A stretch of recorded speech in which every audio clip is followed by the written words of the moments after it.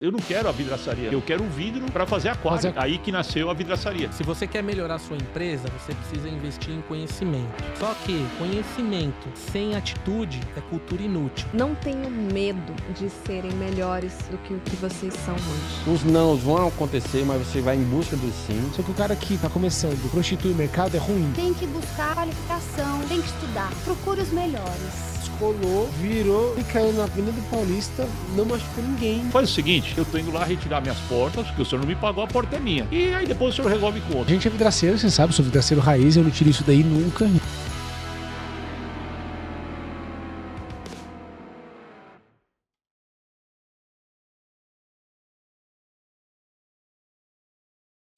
Fala pessoal, estamos aqui mais uma vez no episódio do podcast do Vida na Obra e esse é o número 44. E o convidado de hoje tem tudo a ver com 4, porque ele tem 40 anos. Né? Tem várias coincidências aí. A empresa que ele é proprietário tem 40 anos também. Olha que coincidência. É publicitário, não tem nada a ver com vidro, tá vendo? Publicitário. Lá na Universidade de Brasília. É pós-graduado na FGV. Então, você já vê que o cara é crânio, né? O cara é inteligente. Ele tá noivo da Yáscara, tá enrolando ela faz 20 anos, tá? Mas ele já tem 2 filhos com ela, que é o André Gabriel, o Marco Aurélio. Mas ele é filho do cara que é o fundador da empresa, né? Que é o senhor Marcos Bastos e a dona Luzia Ribeiro. É isso mesmo? Perfeitamente. E então seja bem-vindo, Felipe Bastos. Muito diretamente de Brasília. De longe, tá vendo? Olha como... Muito prazer. Muito prazer, cara. As pessoas sabem aqui que você já frequentou muito Brasília, que você... Pouca gente sabe. Pouca gente sabe que eu, assim, morei em Brasília, eu já fui seu cliente. Por muito tempo, graças a Deus. Graças já a brigamos Deus. bastante, viu? Já brigamos bastante. Ixi.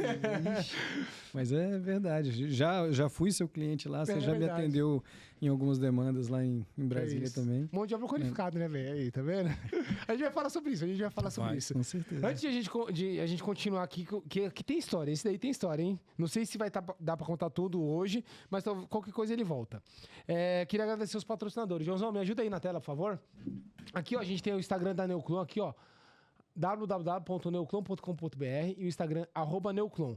A Neoclon, vocês já sabem, é uma empresa do grupo da Clonaz, que nada mais é que uma envasadora de silicones, né? O grupo Clonaz. E a Neoclon, todos os silicones que a Neoclon, que a marca Neoclon tem, pode deixar na tela aqui, ô Joãozão, pra mim. Todos os silicones que a Neoclon tem é silicones da Dalcorn, silicones Dal. Então, se você quer silicone de qualidade, compra da Neoclon, porque é uma empresa séria, tem rastreabilidade. A gente já fez 2 podcasts aqui falando sobre a história da empresa, com o diretor comercial e com um dos fundadores, que é um químico, que é o Sr. Marcos. A Neoclon também vaza para GE Momentive, todo o silicone de fachada que eu uso é da GE Momentive. E todo o silicone que eu uso lá na empresa é da Neoclon, todos. Então, eu uso o produto. Eu não é uma propaganda aqui de um material que eu não conheço, entendeu? Então é uma empresa séria, uma empresa... Porque silicone a gente não pode brincar, né? Primeiro, quando você faz fachada, você pode derrubar um vidro lá de cima. E também quando você faz com fita dupla face, você tem que fazer uma proteção de borda ali também.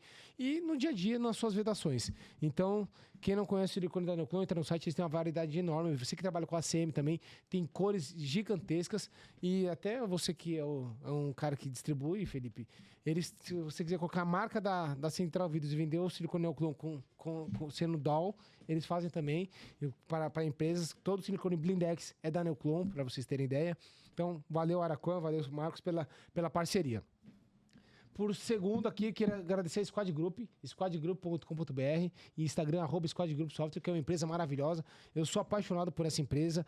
E os caras lá são fenômeno. Eu visitei eles agora esses dias, fizeram a reforma lá. Você vê que a energia, a frequência da galera que trabalha lá é muito boa. E quando a empresa é boa, quando a direção, a liderança é boa, tudo flui bem, né? O trabalho é bem feito.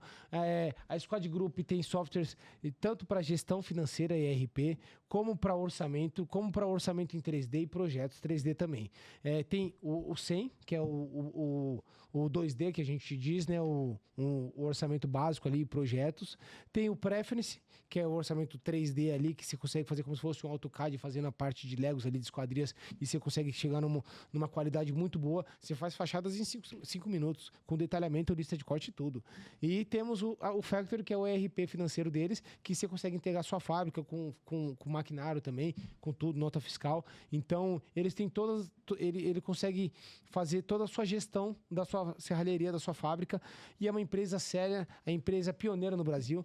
Tem um monte de software aí no mercado, mas a única que a gente vê que os grandes serralheiros têm é um dos softwares da Squad Group. Não tem jeito. Se você é pequeno e fala assim, putz, esse software é muito caro, para mim não dá agora, daqui um pouquinho você já vai estar maior e você vai ter que pular para a Squad Group. Então, antes de você ter um retrabalho, já começa do jeito certo. Beleza? Tamo junto. E por último, queria agradecer a WR Glass, aqui o site wr.com.br e @WR_Glass. A WR, no episódio passado, foi do Will, assim, foi sensacional. Derrubou até cerveja aqui na mesa, a gente foi uma figura, foi muito engraçado, ele contou a história aqui, não deu pra contar tudo também, foi igual a história do Crescense lá, que ele parou em 2014 ali, o Crescense, o Will parou ali nos meados de 2016, na hora que ele ia falar que comprou a Glasvetro e explicar pra gente isso daí, acabou o tempo, porque a gente falou demais, mas ele vai voltar aqui. Mas a WR, ela tem mais de 1.700 produtos no seu portfólio, entendeu? Eles estão até refazendo o catálogo deles lá também. É uma empresa séria que tem guarda-corpo, corrimão, bottom, ferragem para vidro, ferragem para box, tudo que você imaginar de inox também eles têm. É uma empresa que cria soluções, conexões para guarda-corpo. O Felipe faz muita obra estrutural aí em shop e tal. Então eles têm perfil de inox também para colocar na parte superior ali, para grande fluxo. Então é uma empresa séria, que tem qualidade, que tem gente séria lá. É uma empresa também que tem uma história linda, que quem não conheceu a história da WR, vai no episódio passado, porque eu falo que tudo é conexão, né? Quando você conecta com a empresa também, você acaba virando cliente. Então é isso aí. Agora vamos para o que interessa. Diretamente de Brasília, Distrito Federal. Hoje você ainda tá na Asa Norte lá também? A loja permanece há 40 anos. 40 o mesmo anos ponto na W3 Norte. Na W3 Norte, há 40 anos o mesmo ponto. Meu pai ele faz muita questão sempre de falar isso. Olha, no mesmo ponto. Eu não mudei para cá, para lá, não. Eu estou há 40 anos no mesmo ponto. Caraca, Zé. Meu pai adora. E aí vocês montaram um galpão gigantesco lá na Ceilândia, né? Setor de indústria de Ceilândia. Show de bola. A 33 quilômetros um do outro. Então, assim, ó, tudo começou em 1983, antes da empresa. Porque a empresa começou em 84, né? Perfeito. Então, conta sua trajetória, família, o que seu pai fazia, o que você fazia. Conta vamos fazer uma storytelling da vida. E eu sei algumas coisas da sua história e aí eu vou perguntando durante o percurso. No momento da maldade. Exato. Mas a Central Vidros, fundador, meu pai, Marcos. Meu pai, ele foi para Brasília. Tá aí uma data que eu não gravei, acho que foi em 74. E... Ele é de qual estado, qual cidade? Rio de Janeiro. Meu pai é carioca, Rio de Janeiro. E ele foi trabalhar na época com uma distribuidora de vidro em Brasília. Ele entrou na distribuidora como office boy, era Vidroeste na época, não existe mais. A empresa fechou acho que em 2006, lá em Brasília. E ele começou a trabalhar como office boy e tem uma história que ele cita sempre, né? Que ele foi para Brasília com um mês de aluguel, ele tinha o dinheiro para da passagem de volta e para um mês de escola. Meu avô fazia questão que ele estudasse. Então ele foi com isso, ele foi, você vai ficar um mês e volta, tá? E aí só que ele não voltou. Ele ficou em Brasília por tá em Brasília há mais tempo do que ele tá no Rio de Janeiro. Meu pai hoje vai fazer 70 anos agora. Caraca. E tá mais tempo em Brasília do que no Rio de Janeiro. Tá há 50 anos em Brasília. Né? Caramba, 50 anos só de Brasília. Só de Brasília. Então, agora eu já peguei um gancho aqui. Que se ele tá 50 anos em Brasília, a empresa tem 40 anos, então ele trabalhou 10 anos. Ele trabalhou, para ser preciso, ele trabalhou 11 anos na Vidroeste. 11 anos na Vidroeste. Trabalhou lá 11 anos na Vidroeste para depois sair. E assim, numa coisa que até hoje é muito comum, né, o que fez a saída dele no momento era uma questão sucessória. Ele via que, assim, ele era super apaixonado pelo sócio da empresa, né, pelo principal sócio da empresa, mas estavam entrando os filhos. E ele não conseguia se enxergar trabalhando com os filhos, assim, que os filhos iam assumir, ia ter a sucessão. O que também é muito comum hoje, Muito comum hoje. você vê a transição, que você vai tendo... São pouquíssimas empresas hoje que você tem no Brasil que você vai ter terceira, quarta geração. É verdade. Para não dizer nenhuma, né? Sei lá, talvez você tenha aqui em São Paulo, que eu conheço ali, talvez uma Cyber, tal, mas que você vai... É difícil você chegar na terceira geração, na quarta, esquece. Né? E então ele veio para... não conseguiu se encaixar na sucessão, ele não se via, e ele resolveu abrir a vidraçaria dele. Então ele saiu da distribuidora, que era uma das maiores distribuidoras, inclusive, na época do país, e foi montar a vidraçaria dele. E aí sim, é outro segmento, é outra realidade, mas ele também tinha know-how do mercado, ele conhecia muito bem o produto, ele conhecia... 10 anos já, né? Fazendo. Então já conhecia muito bem o que ele estava fazendo. E aí... Então ele abriu, você tinha 1 ano de vida. 1 ano de vida. Caraca. A gente teve... Ele se aposentou agora, mas teve um senhor que trabalhou com a gente por 40 anos também. 40 anos não, 30 anos. E ele sempre falava, outra piada, né? Que ele sempre falava assim, o Felipe, eu lembro dele de colo, né? Essa é outra que você escuta aos montes, né? Eu lembro dele quando era criancinha de colo. Os amigos velhos do seu pai falam tudo isso, né? Sempre, né? Mas assim, esse também era uma pessoa que trabalhou... Era um colaborador que trabalhou com a gente, né? Então, lembrava bastante. Então, eu, como muitos né, do nosso mercado, fui criado literalmente criado dentro da vidraçaria, né? Tava, por várias vezes, meu pai e minha mãe me levaram lá para a vidraçaria e eu ficava lá num bercinho, lá no canto ali da oficina ali, onde estava cortando vidro e tal, e tava... Sua mãe ajudava também na vidraçaria na época? Ajudava, também gosta de contar muito, né, que atendia cliente comigo no colo, né? Então, e assim, outros momentos, outra realidade de vida também, mas era um momento que você tinha... Para eles ali, né? Era o negócio, sem dúvida. Nessa época ainda era muito vidro comum, né? Não tinha vidro temperado, ainda 80 e poucos. Já tinha vidro temperado. Já tinha. Santa Maria de Blindex, né? Meu pai, na época, o teatro, para quem depois quiser pesquisar, tem o Teatro Nacional em Brasília, que é um projeto do Niemeyer, está parado 10 anos que está para reforma, o governo do Distrito Federal... Tá sem verba. Dizem, né? Mas assim, até vai sair agora, uma das áreas lá vai ser liberada, né? Que são 2 salas de teatro. E meu pai, na época, ele fechou. Ele participou da negociação da obra do Teatro Nacional. E a obra era com vidro temperado, né? É um pergolado todo de vidro, não sei se você se recorda. Toda a fachada do Teatro Nacional, em cima, é um telhadão de vidro, né? A lateral dele, da Sala Vila Lobos. E todo em vidro temperado. Não existia laminado, né? Não existia nem a norma 189 é a primeira norma, 799. Exatamente. A gente está falando de essa obra, 1974, alguma coisa assim, 75. Nossa. Muito tempo, né? E, assim, a data exata, realmente eu vou ficar devendo. Mas o meu pai ganhou um carro. O famoso Fiat 147. O seu Ronaldo, na época, deu para o meu pai... Deu para o medidor da obra e para o outro gerente lá, deu para os 3, ele deu para cada um Fiat 147. Caraca! De presente pela obra, que foi um negócio magnânimo, né? Para a época ali, né? Não, e outra, Brasília estava sendo construída, né? Foi inaugurada em 1960, mas ali você teve construção de ministérios, você teve construção de uma série de palácios. Muita coisa crescendo ali, né? Bastante, né? A cidade satélite quase não existia, né? Cara, não, assim, tinha... Mas, assim, você não tinha pujança... Águas Claras não existia, por exemplo. Não, Águas Claras é 1994, alguma coisa assim. Que você vai ter... Que a Encol vai começar a lotear por lá, né? Isso daí, os detalhes, essa data eu fico devendo. Agora, assim, quando que você entrou literalmente na vidraçaria para ajudar o seu pai? Eu comecei... Eu era bem pequeno. A gente que veio de vidraçaria de família, a gente com 7 anos tá ali cortando a mão com canelado, rasgando o dedo, né? Vai lá, deposita o cheque, fazendo essas coisas, né? Mas aí tem uma hora que você fala assim, agora eu vou começar a colocar um vidro comum, vou cortar o vidro da chapa. Quando que você começou a trabalhar, que você lembra assim? Cara, então...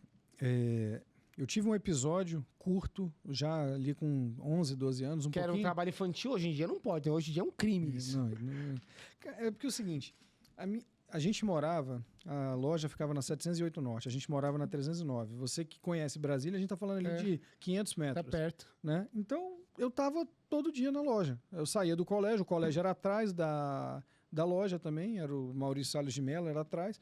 Eu saía do colégio e ia pra loja. Tipo assim, eu não ia ficava ficar... a tarde inteira lá. não ia ficar sozinho em casa. Meus pais estavam no Essa é a trabalho. realidade de muita gente, velho. Então, pronto, saía do colégio e ficava lá na empresa. E aí, meu pai, nessa época, além do vidro, ele trabalhava com moldura também. Tá? Ah, verdade. Ele tinha molduraria lá. Então, eu ficava muito mais brincando, porque é o seguinte, lá na moldura, eles faziam sarrafo para os quadros e eles faziam as flechas para mim. Aí ficava eu e meu irmão brincando de espada e de flecha, né? Meu irmão é 2 anos mais novo do que eu. E a gente ficava lá brincando o dia todo, brincando e tal. Quando eu já com 11 anos, um pouquinho antes de eu entrar no colégio militar, eu precisei cobrir as férias de uma funcionária que abandonou o trabalho lá, foi embora e tal, e eu precisei cobrir. Então foi assim, a primeira experiência de eu ficar ali mais ou menos 1 mês e meio trabalhando. Mas eu estava trabalhando só com venda, né? Para cobrir. Para cobrir, para atender cliente e tal. Dá um suportezinho ali. Exatamente. Mas efetivamente que eu comecei a trabalhar foi no ano 2000, quando eu entrei na UNB. Primeiro ato da UNB. Então, 17 anos. 18 anos. 18 anos. Eu entrei na UNB. Na hora que quando eu entrei na UNB, a UNB decretou greve. E aí deu quase 1 ano de greve lá na UNB. E eu fiquei... É uma universidade pública, né? O UNB é público, né? Exatamente. Por isso que entrou de greve, né? Não, mas assim, enquanto eu estive lá, eu estudei na UNB de 2000 a 2006. Eu peguei 3 greves. Caracas. E era padrão. A cada 2 anos, greve. Greve. Tá? Os professores, né? Maravilhosos. Mas... Então, aí sim. Aí quando começou em 2000, aí eu comecei a trabalhar direto. Mas aí você começou na... Porque assim, cada um às vezes começa na instalação, ou você começou na venda ali. Cara, eu sempre falei muito, eu sempre fui comercial. Sempre foi comercial. Sempre fui do comercial. Então, assim, essa parte de instalação, tiveram determinados momentos. É óbvio que eu fiz o que todo mundo já fez, né? Peguei a estradinha, fui levar vidraceira em obra, carreguei carro na distribuidora e fui pegar vidro e levei para não sei aonde. Cara, já fiz de tudo, tá? Não tem carteira de caminhão, mas já peguei caminhão e levei para não sei aonde porque não apareceu o motorista. Já fiz tudo que podia de errado. Que podia e não podia. Que podia, já fiz o que tudo, assim, nada de diferente do que você perguntar pra qualquer todo mundo que tá assistindo aqui fala assim, eu também. Tamo junto. Então, assim, quantas vezes não foi necessário, a gente foi atrás para poder fazer. E, assim, isso aí vai dando história para mais de metro, né? Sim. Mas, então, a gente começou... Então, já muito pouco, tá? Nunca foi minha realidade, mas saía para instalar... Era ajudante de instalação, principalmente de espelho. Eu não ajudava a colocar... Eu lembro, tinha um vidraceiro que trabalhava com a gente na época, que ele não dirigia, ele tinha medo de dirigir. Então, eu dirigia para ele. Como eu dirigia para ele, para levar ele para as instalações, eu pegava e estava ajudando. Eu aprendi a colocar espelho. Coloquei espelho para tudo quanto é canto lá e fui aprender a fazer instalação de espelho, fazer... E nessa época, em anos 2000, 2002, já tinha forno de têmpera em Brasília? Já. Porque aí... Porque assim, de 90 para 2000 foi uma evolução muito grande, né?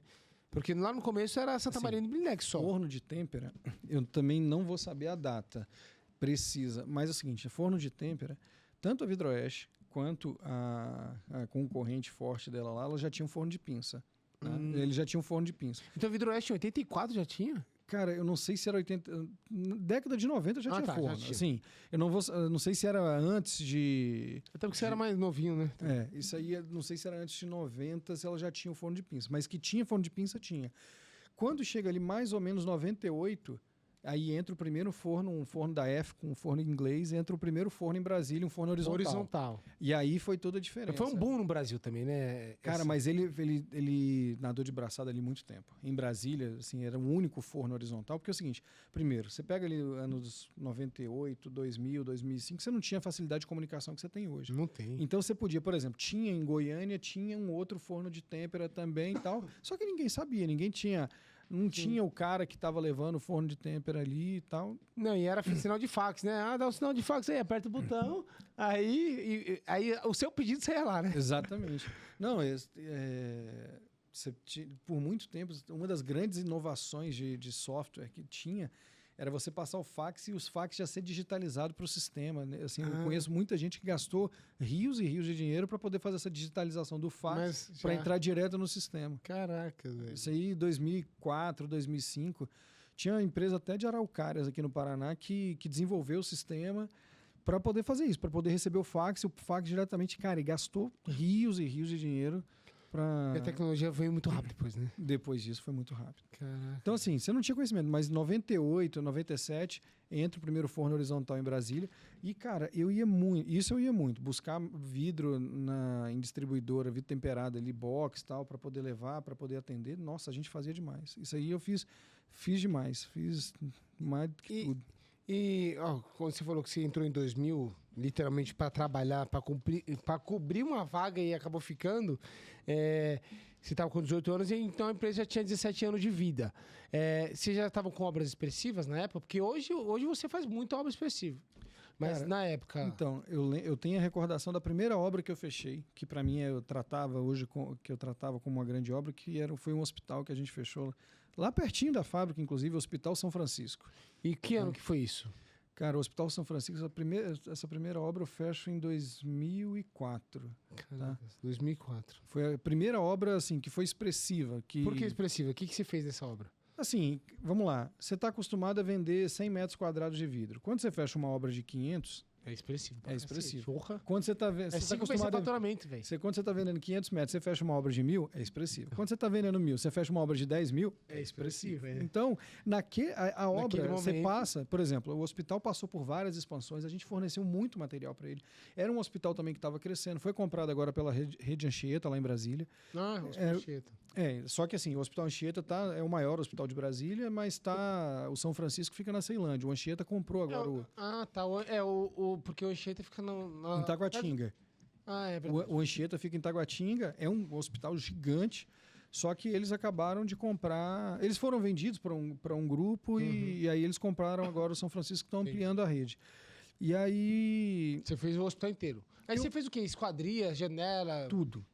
Fizemos UTI, fizemos tudo. E assim, hospital, ele acaba consumindo muito produto caro também, porque você tem muitas coisas relacionadas à normativas também, radiologia, principalmente laboratório. Então, a gente fez só puxando um gap, a gente fez uma vez um laboratório farmacêutico em 2018, a gente fez um laboratório farmacêutico em Anápolis. Cara, você olhava a fachada do prédio, não tinha vidro. E o cara consumiu vidro pra caramba. Quando eu entrei dentro do prédio, cara, tudo é dividido com vidro. Tudo. Por quê? Você tem muita asepsia, você tem preocupação. E você tem que ter o tempo todo visualização do que está acontecendo. É muito aquário de vidro, é muito vidro interno. Então, você tem muito vidro dentro da área do laboratório. E o hospital tem mais ou menos a mesma toada. Né? Faz sentido. E aí, só que eles tinham construído o primeiro prédio, então a primeira coisa que a gente fez no prédio foi a fachadinha do prédio, a entrada. Depois que eles fizeram a fachadinha do prédio, aí eles construíram um prédio atrás. Foi ampliando. E você já era fornecedor deles? E assim, mas a primeira obra que eu tenho em recordação... É que parece que depois que você faz a primeira... Vai engatando.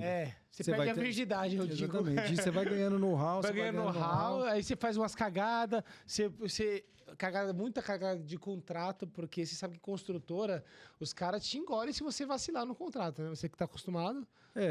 Eu não sei se por sorte, assim, a UNB tinha uma vantagem muito grande na faculdade, que é o seguinte, a grade era aberta. A maioria dizem que isso era uma estratégia, que fizeram para você não ter agrupamento dos alunos, né? Então você perdia um pouco o vínculo dos alunos. Dizem que isso era uma estratégia. Por isso que fumavam menos maconha antes, tá vendo? Mas você tinha grade aberta. E eu fiz muita disciplina, apesar de ser formado em publicidade, eu fiz muita disciplina na administração também. Fiz de economia, fiz de direito. Então, assim, eu tinha uma boa noção. Então, assim, é óbvio, o mago do direito. Não, nunca, né? Mas essas noções, lógico que você aprende muito mais levando porrada na cara. Né? Você aprende muito mais levando porrada na cara. Mas acabou que isso nunca foi o grande drama. Agora, o que foi que eu acho que assim, isso me possibilitou fazer na sequência um shopping em Brasília. Tá? A obra do hospital me possibilitou fazer um shopping. Quando eu fiz o shopping, aí eu comecei a ter relacionamento com o shopping, aí de um shopping eu fiz outro Porque o shopping é administradora, né? E aí ele não administra só um shopping. Exatamente. Qual o shopping que você fez? Parque Shopping. O Parque Shopping. Cara, o Parque Shopping, assim, a gente É fez... uma referência, né? Fizemos, aí logo na sequência, quando a gente fez toda a reforma interna do shopping. Depois que a gente fez toda a reforma interna do Parque Shopping... Que ano que você fez isso aí? 2006. E aquela fachada do Parque Shopping foi você que fez? Fizemos também. Em frente à rodoviária, né? Em frente à nova rodoviária. A nova rodoviária, isso. Aí fizemos a fachada. Porque também é a mesma coisa. O shopping estava expandindo. Então eles fizeram uma expansão para os fundos, a gente fez o prédio. Depois eles fizeram a expansão para frente, fizemos também. E na sequência fizemos o Iguatemi. Na Lago Norte. No Lago Norte. Aí eu te pergunto.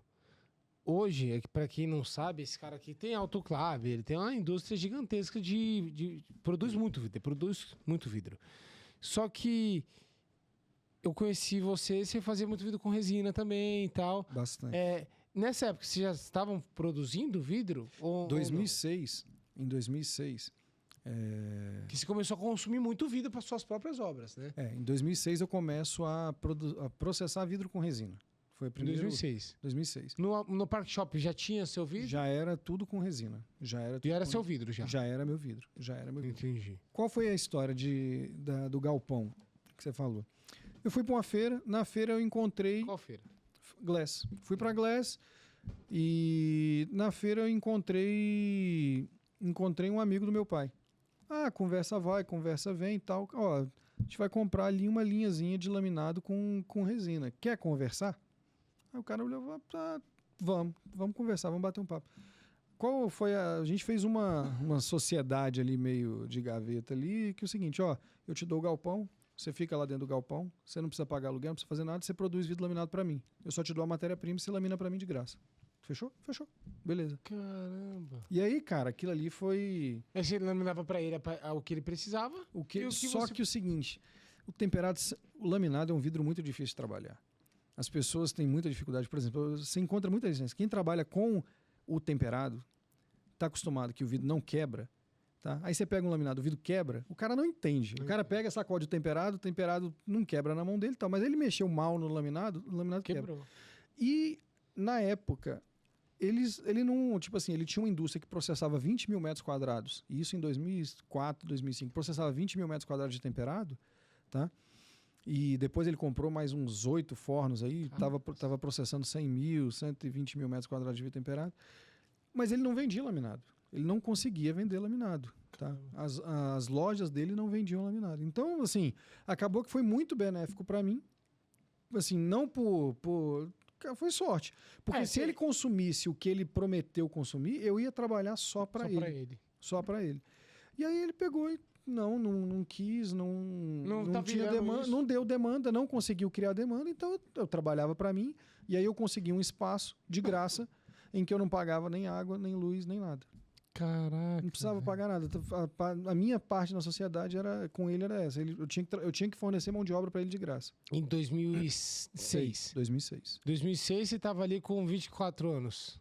2006, Tava com uns 24 anos de idade. Depende, né? Depende pra quem. Pro Marco Aurélio, Marco Aurélio você não tem 40, você tem 30, né? Exatamente, pro Marco Aurélio. Porque você vai ser novo que a Iáscara. Exatamente. É importante ressaltar, tá? Que é o seguinte, a Iáscara, essa parte é excelente. A Iáscara é sua fã número 1, tá? Ela assistiu todos os podcasts e tal, e veio de lá no carro me brifando, né? Você vai falar assim. Tem que lembrar disso. Você tem que lembrar disso e tal. Então, a sua fã é incondicional. Ela sempre me responde lá no Instagram. Não, total. E ainda olha e fala assim, nossa, mas que legal, eu lembro dele, né? Quando ele chegou em Brasília. Magrinho, né? Magrinho, né? Um pouquinho antes de você tomar veneno, né? Exato. É que o pessoal não sabe que eu tomava bomba. Exatamente. Mas Então, quando você tinha 24 anos, você foi pra feira, já estava buscando conhecimento, porque isso é importante também. Não, assim, feira não era nem a primeira. Assim, né? Nessa feira a gente foi para investir. A gente foi para comprar equipamento. Só que o grande negócio pra gente naquela feira era comprar... Era comprar uma biseladora. Eu queria comprar uma biseladora. Para espelho. Para espelho. Para fazer bisoteio, espelho. Cara, E graças a Deus apareceu essa oportunidade da linha de laminado. Graças a Deus. Porque é o seu carro-chefe. Porque, exatamente, porque assim, tinha muito mais possibilidade, era um produto para frente, que eu via crescimento no produto. Então, a gente ia comprar uma biseladora, a gente foi para a feira para comprar uma biseladora, né? E voltamos de lá com uma linha de laminado com resina e deu certo, funcionou. E veio junto também na época que era lançamento, o sistema de insulado que era com espaçador flexível. Então, você fazia insulado. Ainda faço. Você faz também. Né? Ainda faço insulado, ainda com espaçador rígido, tá? Mas na época estava começando a aparecer muito na Europa o espaçador flexível e tinha um cara aqui em Brasília que tinha uma maquininha que fazia com espaçador flexível. E aí eu achei a ideia, pô, legal, vou tentar também. Então eu comecei com espaçador flexível. Sim. No futuro, para mim, ficou melhor o trabalhar com espaçador rígido, né, que é com os perfis mesmo, Sim. em vez de trabalhar com espaçador flexível. Mas foi a partir daí que a gente... Mas em 2006 também que você começou com... Junto, tudo junto. Numa lapada só a gente já começou tanto insulado. E outra. Porque essas obras maiores também, ela começa a pedir, exigir um pouco mais disso, né? Ali, por exemplo, no Parque Shopping, se você fizesse alguma coisa comercial, tem muita pista, tem muito carro, muito ônibus. Então você começa a utilizar vidro desse tipo. Cara, infelizmente, assim, a minha linha de raciocínio naquele momento era essa. Então, beleza, vamos investir no insulado. Brasília tem uma característica que é uma cidade do governo, né? É uma cidade governamental. Quem consome muito insulado? Obras governamentais. Nós temos obras muito legais. Tem uma obra, depois se você puder publicar, que é a obra do COP, que é assim, a obra que é a minha paixão, que é do satélite geoestacionário. É uma obra que fica no aeroporto de Brasília, que é uma obra da aeronáutica, junto com o Ministério da Ciência e Tecnologia. Cara, e a gente fez insulado triangular, em formato triangular e são 390 painéis, não tem um igual. São 390 triângulos. BO, véio. E assim, fizemos toda ela digital, tá? Assim, a equipe de instalação fenômeno, fizeram a medição, mandaram tudo em CAD pra gente. Só que o seguinte, era insulado refletivo e todas... Então tem lado. Tudo. Tem lado, exatamente. Era fora de esquadro tem lado, né? Opa. Toda fora de esquadro tem lado. Toda fora de esquadro tem lado e tal, e você tem que fazer aquilo... Bom, tinha que fazer desbaste de borda, você tem que pegar... Você tinha que fazer, além disso tudo, do desbaste... Tinha prata na metalização? Exatamente. Tinha prata na metalização, tinha lado. Então você vai cortar... Qual o nome desse... Delation? Edge Delation. E aí você tinha que fazer o Edge Delation e o mais legal de tudo é que é o seguinte, você vai cortar na mesa de corte, você vai cortar o vidro com a face espelhada para cima, tá? O incolor você tinha que cortar virado para baixo, então você não podia aproveitar a mesma otimização para fazer aquilo ali, porque como cada triângulo era diferente, não era... corta o triângulo aí, você tinha a posição do esquadro, você tinha... Exatamente. Nossa, então isso foi um BO do caramba. Cara... Que ano que você fez essa obra? Essa obra é 2018 já. Já deu um puta de um salto, mas... Não, cinema, a gente vai voltando. Mas assim, já tinha mais estrutura, né? Já bem mais estruturado. Mas, assim, deu trabalho? Claro que deu. Mas é uma obra que assim, eu sou apaixonado por essa obra. Você olha toda aquela abóbada triangular, é uma obra linda. E todo mundo... Você pousou em Brasília... É a obra do COP Satélite Geoestacionário. Satélite Geoestacionário. Mas eu te mando as fotos. Tá, manda as fotos que eu vou colocar no vídeo aqui. Cara, é a minha paixão. Você pousou em Brasília, quando você pousa em Brasília, dependendo da posição, você vai ver a obra à direita, ou decolar, você vai ver a obra à sua esquerda. É uma obra muito bonita, que eu gosto muito lá dentro do aeroporto. Mas... Pra não perder Voltando ali para 2007, mais ou menos, ali. 2008. Então, quando a gente pegou e fechou em 2006 a obra do Parque Shopping, a gente começou a fazer as reformas dos banheiros do Parque Shopping, aí com vidro serigrafado, que a gente estava fazendo lá, serigrafia, a gente fazia serigrafia lá. A frio? Não, a gente fazia quente. Mas vocês compraram uma máquina também? Compramos uma máquina também, fizemos um ajeitado lá para poder fazer. Cara, que dor de cabeça. Nossa! Era branco ou preto? Então, era branco, tudo branco. E ficavam umas marcas?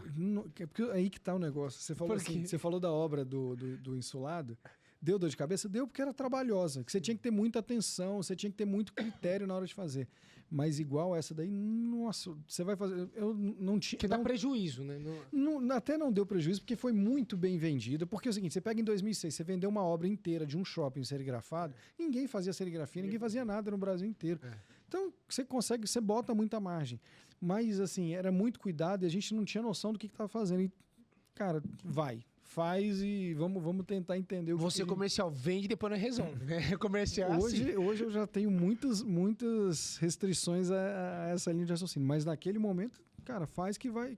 E assim, foi uma obra que deu muita margem pra gente.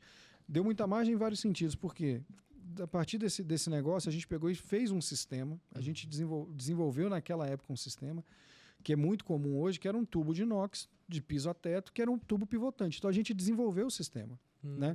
Tá. Aí fizemos tal, só que o shopping era da Multiplan, do Rio de Janeiro. A arquiteta da Multiplan foi lá, viu o banheiro, adorou a ideia. Replicou, queria replicar. A gente fez obra Parque Shopping Barigui em Curitiba, a gente fez aqui em São Paulo Anália Franco, Parque Shopping São Caetano, Anália Franco, a gente fez Parque Shopping São Caetano, fizemos o Barra Shopping no Rio de Janeiro, fizemos o New York Center no Rio de Janeiro e teve mais. Aí fizeram a expansão do Parque Shopping, fizemos de novo e tal.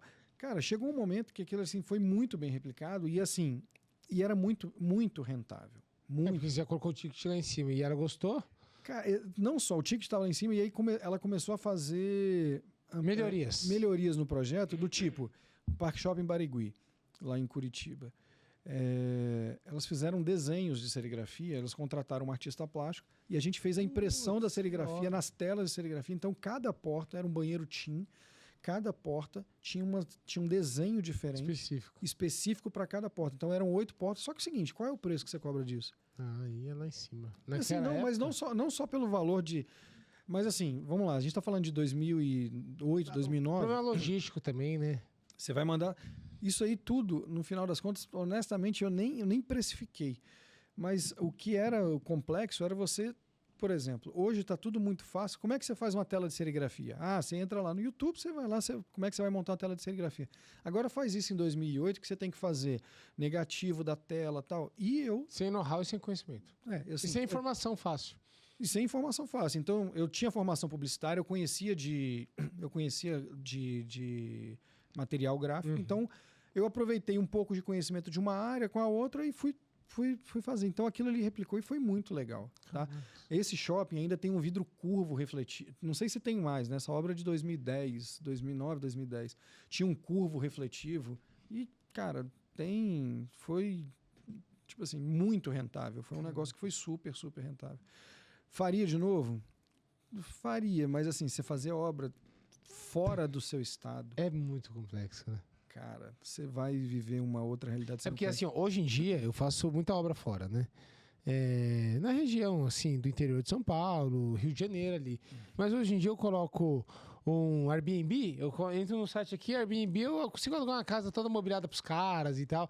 Tem muita mais facilidade do que há 15 anos atrás. E assim, mas isso não é o mais fácil, assim, o mais complexo. Como é que você lida? Você brincou comigo no negócio da mão de obra. Como é que você lida com uma pessoa que está fora de casa 20 dias, 30 dias, doido para voltar? Sem celular, sem WhatsApp, sem nada. E você não quer que ele volte. Porque você quer... terminar a obra. Que eu quero terminar a obra rápido. Custo Exatamente. Então, tipo assim, toda vez que você vai... Por exemplo, você vai para Curitiba. Quando a gente foi para Curitiba, né? A gente mandou um caminhão levar o material... Vai dar o quê? Uns 1.500 quilômetros? Cara... Porque São Paulo dá 1.000 quilômetros, de Brasília a São Paulo. Dá um pouquinho, deve dar uns 1.300 quilômetros. Como é que você faz cara, você vai botar o povo dentro do avião, vai mandar pra lá, tal. Como é que você vai mandar de novo, tal? Assim, essa ida e volta é onerosa e outra. É custoso. Não só... Cara, você vai tentar segurar... com o cliente, porque o cliente não quer saber. Não, o funcionário precisa acabar a obra, contratar uma empresa. Então, assim, óbvio que você numa dessa vai e volta.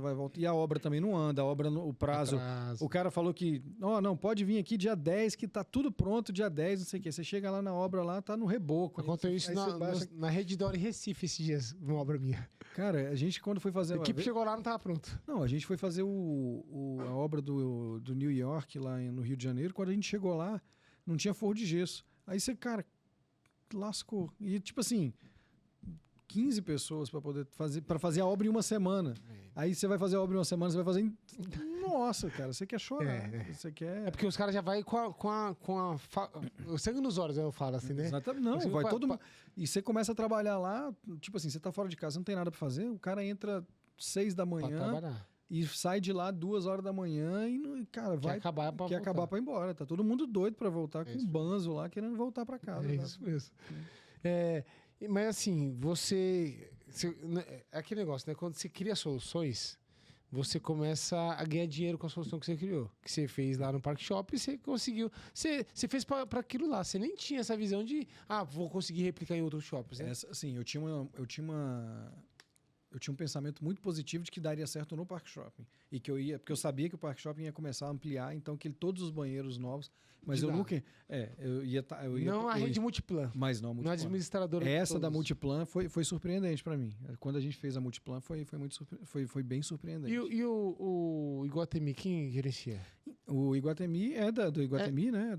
É da Multiplan também? Não. É Iguatemi. Só que o seguinte, como estava fazendo na época a obra lá, tinha um amigo meu que era engenheiro da obra, que me chamou tal, e precisava de referência. O que você já fez de obra? Não, eu tô fazendo o Park Shopping. Aí, a concorrência e o cara vai... Não, pronto, aí facilitou. Agora, foi uma época que também foi de muita relação. Você falou de trabalhar. Essa época era engraçado porque é o seguinte, o Park Shopping estava fazendo a expansão, que você trabalhava de madrugada, e o Iguatemi construindo. Eu peguei as duas juntas ali, 2009. Você é quase 24 horas ligado? Mais ou menos, assim, não era assim, o esquema era mais ou menos esse. 8 horas da manhã eu levantava, aí 9 horas eu chegava no Iguatemi. Aí ficava no Iguatemi de 9 da manhã até 6 da tarde. Aí 6 horas eu ia para casa, dormia. 6 horas e dormia até 10 da noite. 10, um pouquinho, beleza. Aí 10 da noite eu ia pro Park Shopping. Aí ficava no Park Shopping de 10 da noite até as 4 da manhã. Chegava em casa Então tava, tipo assim... Era dormindo 6 horas por dia, só que shopping, dividido em 2. Shopping tem as datas certas lá, tem que inaugurar, vai inaugurar, porque senão você vai perder um ciclo de não sei o quê, é o período de não sei o quê, cara, e vai inaugurar e, assim, às vezes você... Porque tem roupa, né? Tem isso, tem estação. Tem, exatamente, tem. Caraca, e aí você vai... Cara, e ali foi... E é pressão, e assim, eles sabem tornar... Tem uma pessoa, eu falo isso muito, assim, que era o engenheiro lá da obra, o João Bittencourt. Esse cara, eu admiro esse cara como gestor. Esse cara é sensacional. Porque é o seguinte, eu estava trabalhando nas 2 obras, né? E assim, o clima de obra, nessa pressão, é um clima muito pesado. E esse cara, ele conseguiu tocar a obra com um clima leve, cara, assim, todo mundo bem, todo mundo muito legal. Então, assim, é de tirar o chapéu. Porque é muito problema, né? Cara, e ele conseguia, ele era o gestor da obra, ele conseguia absorver. Era tipo o gerente geral da obra. Era gerente geral da obra e ele conseguia absorver aquilo ali e não passar para a linha de frente. E isso é difícil demais, porque você vai entrar numa obra, neguinho tá o tempo todo batendo, tal, assim, e o clima vai ficando muito pesado porque tá todo mundo apanhando, tá? Sei lá, o CEO lá falando que tem que entregar, e aí ele falou pro gerente da obra, que falou pro gerente do contrato, que falou pro gerente de não sei o quê, e todo mundo, assim, é de cima para baixo. E esse cara absorvia tudo. Não passava para frente e o clima era leve. Então você tinha prazer de trabalhar então com mais liderança boa, né? Era excepcional. Ele é um exemplo de liderança. Tem gente que vira espelho na liderança. Bate e vai, entendeu? Vai, exatamente. E aí o cara ele amorteceu. E ele era muito bom nisso daí. É um cara sensacional, assim, que dava muito prazer de trabalhar com ele. Ele é um cara... E é difícil hoje, porque eu falo que a gente tá no século da doença mental, né? Sim. Hoje as pessoas estão surtando. Quando eu vou contratar a galera hoje, eu falo assim, ei, qual o remédio que você toma? Pra acalmar, pra ansiedade. A gente tá assim, tá nesse estado. Então, e tem arquiteto surtando, tem engenheiro surtando na obra, e o cara, ninguém segura mais a bomba de ninguém não, entendeu? Já não segurava antes, agora tá pior ainda, né? Quando você vê um cara desse, você fala assim, o cara sabe ser líder, o cara sabe negociar. Porque às vezes, mesmo, por mais cobrança que você tá certo, que você é o cliente, que eu falo que o cliente nem sempre tem a razão, mas se você forçar, esmagar o fornecedor daquela forma, espremer ele daquela forma, ou colocar um prazo surreal que sendo que dá pra conversar, falar assim, ó, cara, eu sei tem mais 2 dias, mas você consegue me entregar mesmo, tal, chama mais um cara da sua equipe, fazer uma negociação, porque os caras só querem esmagar, velho. Tem uma consultora que, uma vez eu ouvi um funcionário dele me falando, ele falou assim que lá na reunião interna deles, eles falam assim que eles são treinados pra esmagar fornecedor, entendeu? Cara, isso eu já vi demais. Assim, a gente com o tempo também, a gente evolui como pessoa. Exato. Eu assim... Inteligência emocional vai... Talvez não seja nem inteligência emocional que vai evoluindo, mas você também se transforma como pessoa. Isso muda muito.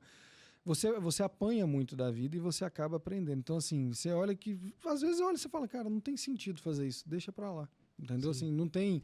Isso também, a maturidade, a senioridade, isso vai... Isso aí só o tempo vai te dar. Isso aí não tem jeito. E Você pode ter todo o tempo do mundo e tal, assim, você viver a vida. É viver. Você tem que... Você vai modelando várias situações que acontecem, vai pegando o melhor dali para conseguir não fazer uma tempestade no copo d'água, que tem muita gente que faz isso. Né? Ixi, como demais. Hoje você tem quantos colaboradores lá? A gente tá falando de gente... liderança, já vamos pegar um gancho aí de colaborador. Cara, a gente tá um número ali próximo de 100 pessoas trabalhando. 100 pessoas. É gente pra cacete também. É bastante, assim, é suficiente pra você ter bastante problema, né? Mas, assim, também bastante solução. Eu sou muito, muito feliz com a nossa equipe. Tem uns caras das antigas lá, né? Tem. Assim, a gente é muito de preservar a equipe. Por exemplo, o Carlos tá lá ainda? Tá, o Carlos está com a gente 14 anos. Caraca. Eu te falei de um caso que trabalhou com a gente 30 anos, né? Que ele aposentou com a gente. O Vitor está com a gente lá 10 anos. A Lourdes está com a gente 20 anos. Não, vocês estão com o Vitor, porque o Vitor morreu e voltou, né? Vocês estão com o Vitor há 10 anos. Exatamente. O Vitor tá lá querendo bater as botas de novo lá com dengue agora lá. São minhas últimas palavras, mas ele não sabia nada do mercado e se tornou... ele foi treinado por você. Ele, assim, o Vitor é um cara muito guerreiro. Ele é um cara, assim, virador. Óbvio, assim, ensinei, treinei, expliquei. A gente convive muito tempo junto. Comercial, né? Mas ele é uma pessoa que também fez acontecer. Ele estuda, também vai atrás, né? Exatamente, ele desenrolado, não esperou nada acontecer. Quando eu preciso de informação técnica de algum vidro específico, de alguma marca específica, liga lá. Eu ligo lá. Barulho lá. A informação chega, chega. E ele me passa toda a informação. Mas, assim, como eu falei, de uma maneira geral, até você tinha brincado comigo assim, não sei o que, problema com mão de obra e tal. Eu falei assim, cara, eu já não vejo hoje que o problema seja a mão de obra. Eu tenho uma visão muito diferente em relação todo mundo fala mão de obra. Pô, todo mundo tem problema com mão de obra. Normal. E a gestão? Também. Mas o que você acha que é o problema, então, se não é mão de obra? O problema é que o mercado não quer pagar pela mão de obra. O problema é o mercado não querer pagar pela mão de obra. Então, porque é o seguinte, não sei quanto que você paga para a tua equipe, tá? Também, assim, não é um dado relevante. Mas, assim, o certo seria que a gente pagasse muito mais do que a gente pode pagar. Só que o mercado não paga por isso. E você tem que precificar dentro daquela realidade de mercado. Entendeu? Sim. Então, o mercado, por exemplo, você já participou de negociação, com certeza você sabe que as pessoas te espremem, querem que você entregue uma Ferrari no preço de um Fusca. Galinha gorda que pesa pouco. Pode ser. Assim, o exemplo que você achar melhor. Todo mundo te espreme. Essa fase de espreme, assim, a gente vive de uma cultura que é uma cultura que vem das redes de escassez, será? Não. Eu falo assim, eu boto esse problema, eu boto muito na conta da Globo, tá? Mídia de massa, colocando, você vai lá e todo ano, pode entrar lá no começo do ano, todo ano tá lá a Globo fazendo a campanha do Procon e da pesquisa de preço. O que a Globo ensinou por 40 anos para a população? Pesquisa preço. A única coisa que importa é preço. É preço. Então a população já foi doutrinada a preço. É só preço, é pechinchar. Pesquisa preço porque você vai encontrar diferença de preço. Tal, e todo mundo só olha o quê? Preço. Tudo bem. O mercado botou e está colocando essa condição. Então, hoje, as pessoas acabam não colocando valor. Você não coloca valor, você também não consegue pagar mais pela tua mão de obra. Você não consegue pagar mais pela tua mão de obra, por que a pessoa vai trabalhar ali, tipo assim, numa condição que às vezes é mais complexa? Então, o problema é mão de obra? Sem dúvida. Falta qualificação? Sem dúvida. Tá? Mas é a doutrina do brasileiro mesmo. E não importa a classe social dele. E vamos remunerar mais, vai resolver? Também não. Mas assim, você deveria ter um aumento do valor, você deveria agregar dar valor. condições melhores, né? Exatamente. Então é um problema. Né? Mas. Uma vez eu estava numa negociação com um cara com muito dinheiro. A gente tá fazendo uma obra para o meu porte, assim, uma obra única de um faturamento do mês inteiro. E aí ele tava reclamando que a gente cobrou um aditivo lá de R$70 mil. Numa obra de 1 milhão. Entendeu? Uma obra um pouquinho mais de 1 milhão. E aí, mas era um aditivo, o problema deles, da obra que a gente tava resolvendo para eles. Aí ele não queria pagar, e eu só tava repassando o custo, tá bom? Eu não tava ganhando dinheiro nessa. Eu falei assim, eu já ganhei dinheiro na obra, eu só tô te ajudando com isso. E aí chamou o arquiteto, engenheiro, uma sabatina, já tava chata a reunião. Aí eu falei pra ele, seu Paulo, sabe qual é o problema de vocês? É o seguinte, o Brasil, vocês compram um apartamento de 5 milhões e vocês não querem pagar 5 mil pro pintor, entendeu? Então, vocês não valorizam a mão de obra, porque vocês só estão vendo mão de obra, entendeu? Vocês acham que a mão de obra não deve ser valorizada. Aí o cara, acabou o assunto. Aí eu dei no meio também, porque... Aí é isso que você fala assim, é a cultura, independente da classe social... Todo mundo. E tipo assim, bom, isso é papo que rende muito. Mas assim... Que as pessoas gostam de cancelar também. Eu acho... Não, assim, eu só acho que é muito cômodo. É muito cômodo pegar e falar assim, o problema é mão de obra. Cara, será que o problema é só mão de obra? É muito porque todo mundo Você fez uma reflexão profunda aqui agora, hein? Mas é porque, assim, eu penso bastante nisso. Meu problema não é só mão de obra. Assim, se eu pudesse, eu pagaria. Claro que pode. O problema de todo mundo, geralmente, da maioria, você vai pegar nessas indústrias, qual é o maior custo que tem depois do vidro? Você vai pegar a maioria das indústrias processadoras. Qual é mão de obra. É folha. Folha. Você pode aumentar? O meu é folha lá. Então, beleza. Você pode aumentar a sua folha? Tipo assim, você não pode aumentar a sua folha. Você não pode aumentar por quê? Porque seu cliente não paga mais. Eu tô devendo aumento para uma galera e estão segurando. Então, assim... Porque os caras tá junto com a gente. Então, se você pudesse pagar, ele pagaria, tenho certeza. Mas o mercado não paga. Porque o mercado aprendeu a falar o quê? Eu tenho mais barato. Mas a gente vai sair dessa de preço, Cara, não é questão de sair de preço. O mercado trabalha assim. Então, assim, você pode até ter um nicho ali de 3... pequeno, mas assim, você vai pegar 90%, 95%, 98% do mercado que vai lidar com essa realidade. Você que é um beneficiador de vidro, não tem muita margem de diferença de preço para outro beneficiador de vidro. E aí que você começa, por exemplo. E a guerra de temperadores que começa a mecanizar e vai imobilizando capital e vai lascando. E aí até que entra que é o puta do investimento também do cacete para você que você imobiliza capital e você... Vamos lá. Você falando em mobilizar máquinas, não sei se foi em 2014 ou 2013, você chegou com uma panela de pressão lá na empresa. Chegamos um pouco grande, né? Uma panela de pressão bem grandinha. Qual o nome daquela panela de pressão? Autoclave. Autoclave serve pra quê? Então, a gente em 2000, na verdade, foi... Vou colocar a imagem aqui no vídeo pra vocês entenderem. Para ser preciso, essa panela de pressão lá chegou dia 2 de novembro de 2015. 2015. Eu estava com um filho na UTI, recém-nascido. Ela chegou junto, mas... A história do meu filho é maravilhosa, tá? Mas ele nasceu prematuro, nasceu com 31 semanas. E eu brinquei muito que ele foi competitivo, porque quando foi 2015 nasceram 2 filhos. Né? Veio a linha de laminação que a gente comprou. Nossa. E veio meu filho também. Então, que ele foi competitivo, que ele falou assim, eu vou nascer primeiro. Então, ele nasceu, ele estava para nascer em dezembro, ele nasceu dia 5 de outubro. E aí, dia 2 de novembro, chega a linha lá na empresa e a gente foi instalar... Então, o caos estava instaurado. Na minha vida, sim. Na sua vida. Na empresa, todo mundo tem novidades. Tá Chegou um equipamento... grande empresário sempre tem que ter uma grande mulher, tá vendo? Yáscara. A dona Yáscara aí, tá vendo? Né? Segurou as pontas, exatamente. Né? E aí você começou a instalar. Eu lembro que foi um BO do cacete, porque você criou uma caixa de iluminação, de energia lá. Você criou uma salinha, né? Tipo assim... Uma casinha ali.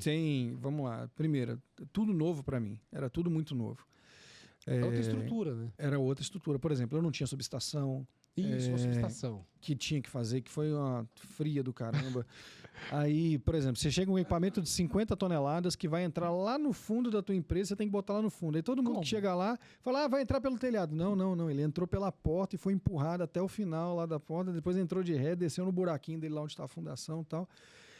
Cara, assim, nossa, aí tem história demais para contar. Aí você vai pegar e vai montar a sala limpa, e vai montar a lavadora, vai configurar a carregadora e chama fornecedor fazer o layout da fábrica, né? Refazer, né? Assim, isso a gente já tinha feito antes, né? De como é que ia ficar o layout e tal. Mas você, tipo assim, esse prazo para montagem, eu falei de 2 de novembro, o primeiro vidro sai da linha de laminado dia 10 de maio de 2016. Quase... Então, 7 meses. 7 meses. 10 de maio, aniversário da Iáscara. Tá? 10 de maio, tá a gente lá desesperado. E assim...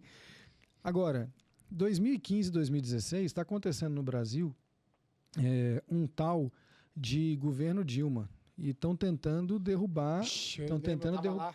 Estava lá em Brasília. Estão tentando derrubar a Dilma de todo jeito, estão tentando tirar a Dilma do poder, estão tentando. E assim, o mercado estava maravilhoso, né? Tava aquela coisa maravilhosa para acontecer. O mercado embaixo. Cara. Trágico, tava trágico. Não, horrível. Então, assim, eu vinha Depois Copa ainda, foi... 2014 a Copa, 2016 as Olimpíadas, né? E... Você fez uma parte do Estádio Nacional também, né? Eu fiz... efetivos que eles... Eu fiz mais da... Cara, não vou dizer que fiz mais da metade não, mas eu fiz um volume sensível do estádio, porque a empresa que tinha fechado na época não conseguiu terminar de fornecer. Essa história também, assim, fui buscar vidro no Brasil todo, porque precisava terminar, porque ia ter o jogo da Copa das Confederações. É verdade. Saí buscando vidro, Mato Grosso, não sei aonde e tal. Fui buscando vidro para tudo quanto é canto, para poder terminar, porque a empresa que tinha fechado na época, cara, sei lá, a gente forneceu umas 800 chapas de vidro lá na época. Caracas. Muito. E assim, mas seria exagero falar que foi mais da metade, mas uns 30% de vidro a gente forneceu. Mas para poder concluir o que, tipo assim, para poder entregar no prazo. E a questão da autoclave que você comprou, você teve esse procedimento todo, você gastou 7 meses para teste, ligar e tudo, para sair a primeira chapa, e a primeira chapa saiu decente ou ainda... Cara, eu lembro direitinho do Douglas, que era da Ishma, ele olhou para mim e falou assim, pô, isso aqui saiu como chapa de... de multinacional que trabalha há anos, vocês estão de parabéns. Então, assim, pelo menos o resultado foi positivo. Porque depois você começou até a fazer isso para... Cara, a gente fez para... Chaparia para muita gente. Fez pra gente demais, né? Assim, o mercado, lógico, o mercado foi mudando muito, né? Principalmente as indústrias de base entrando no mercado diretamente. Hoje o espaço para você vender chaparia, hoje com a entrada de importado, então é impossível, praticamente impossível você vender chaparia, né? Fazer distribuição de chaparia. Mas a gente vendeu bastante, assim, a gente tinha uma produção de chaparia lá que era loucura.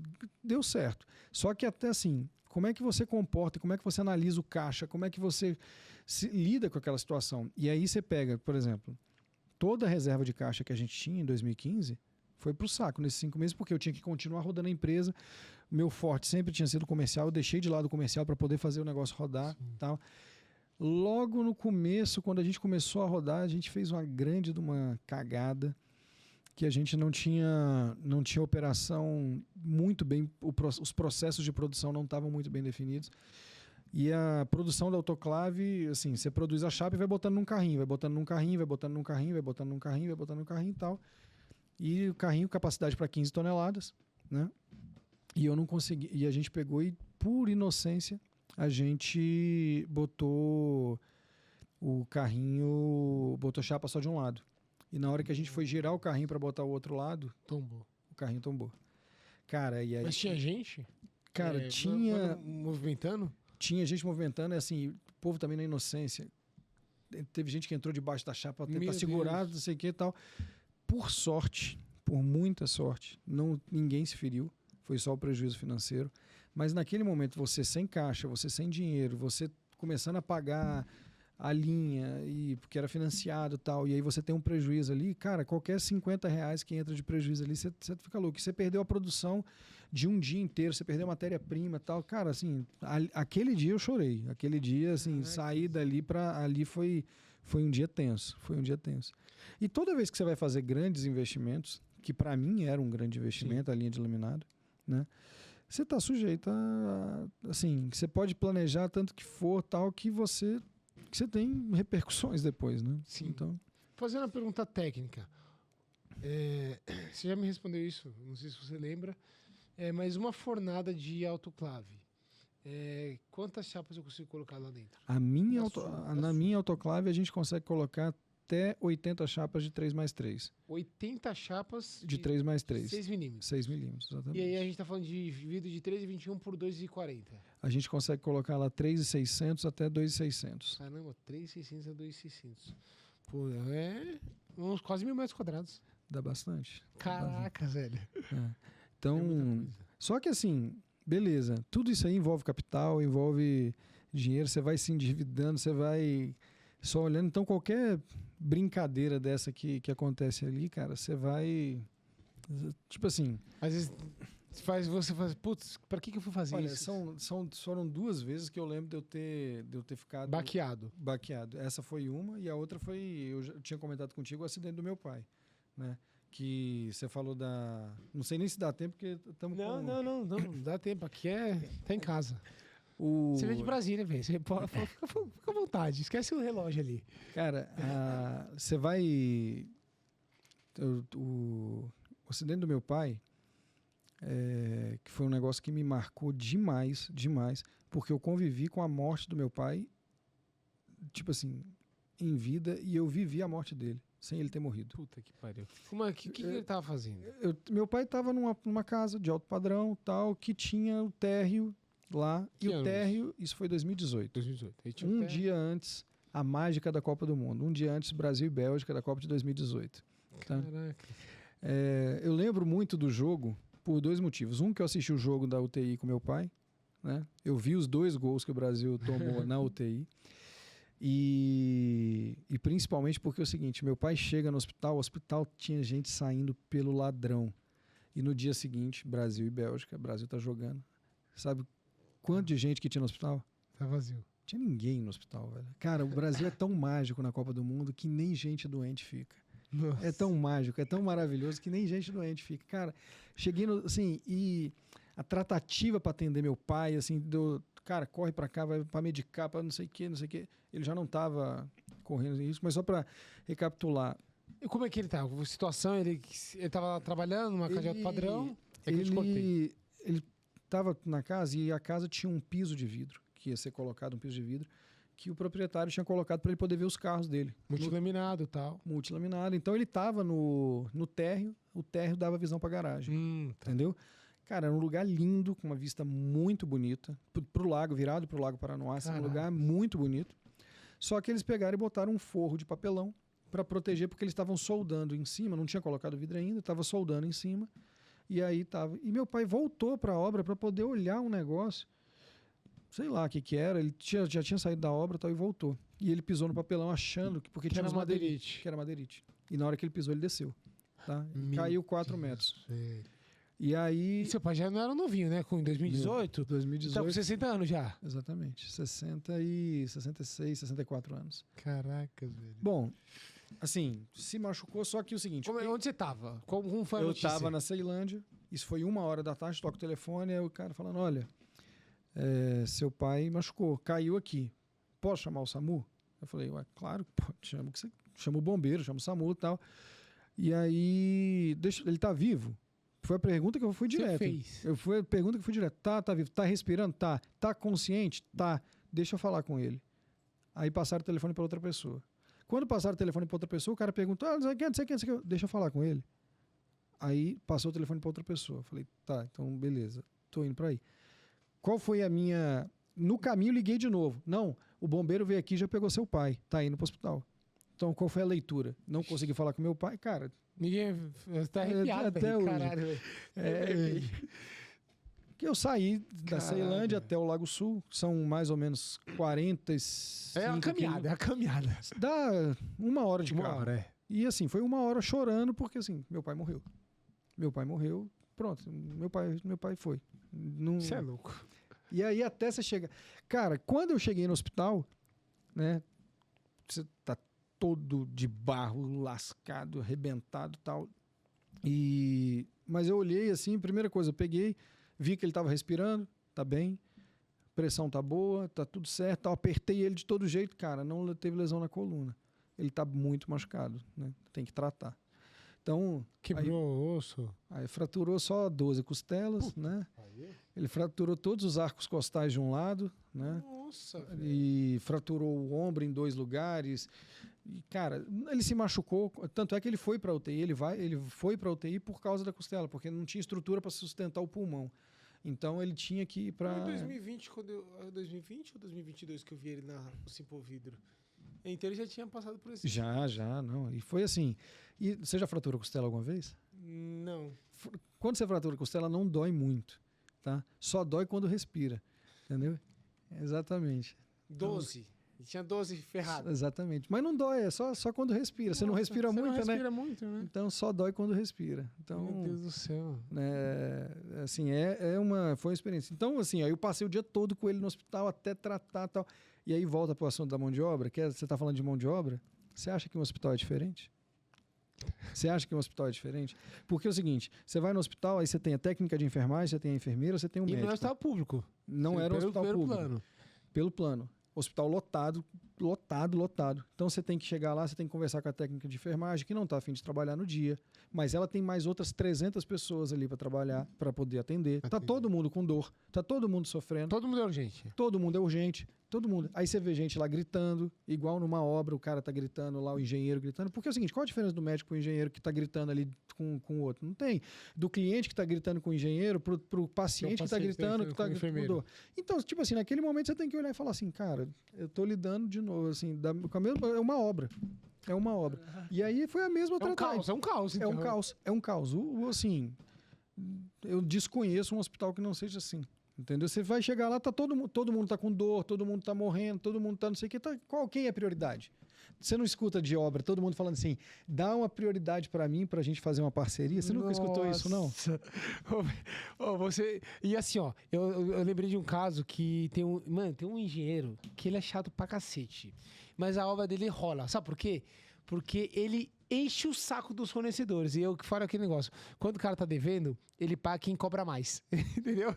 E Tipo sabe isso. aquele engenheiro que cobra. Deixa eu acabar logo essa porra dessa obra desse cara. Pra sair desse cara do meu pé. Pensei nesse BO.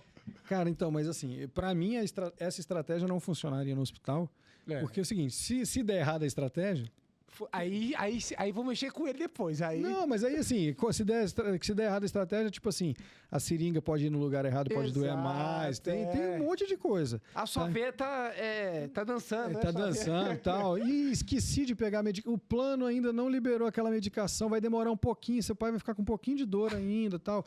E vai para centro, volta para centro. Agora, de novo, o problema...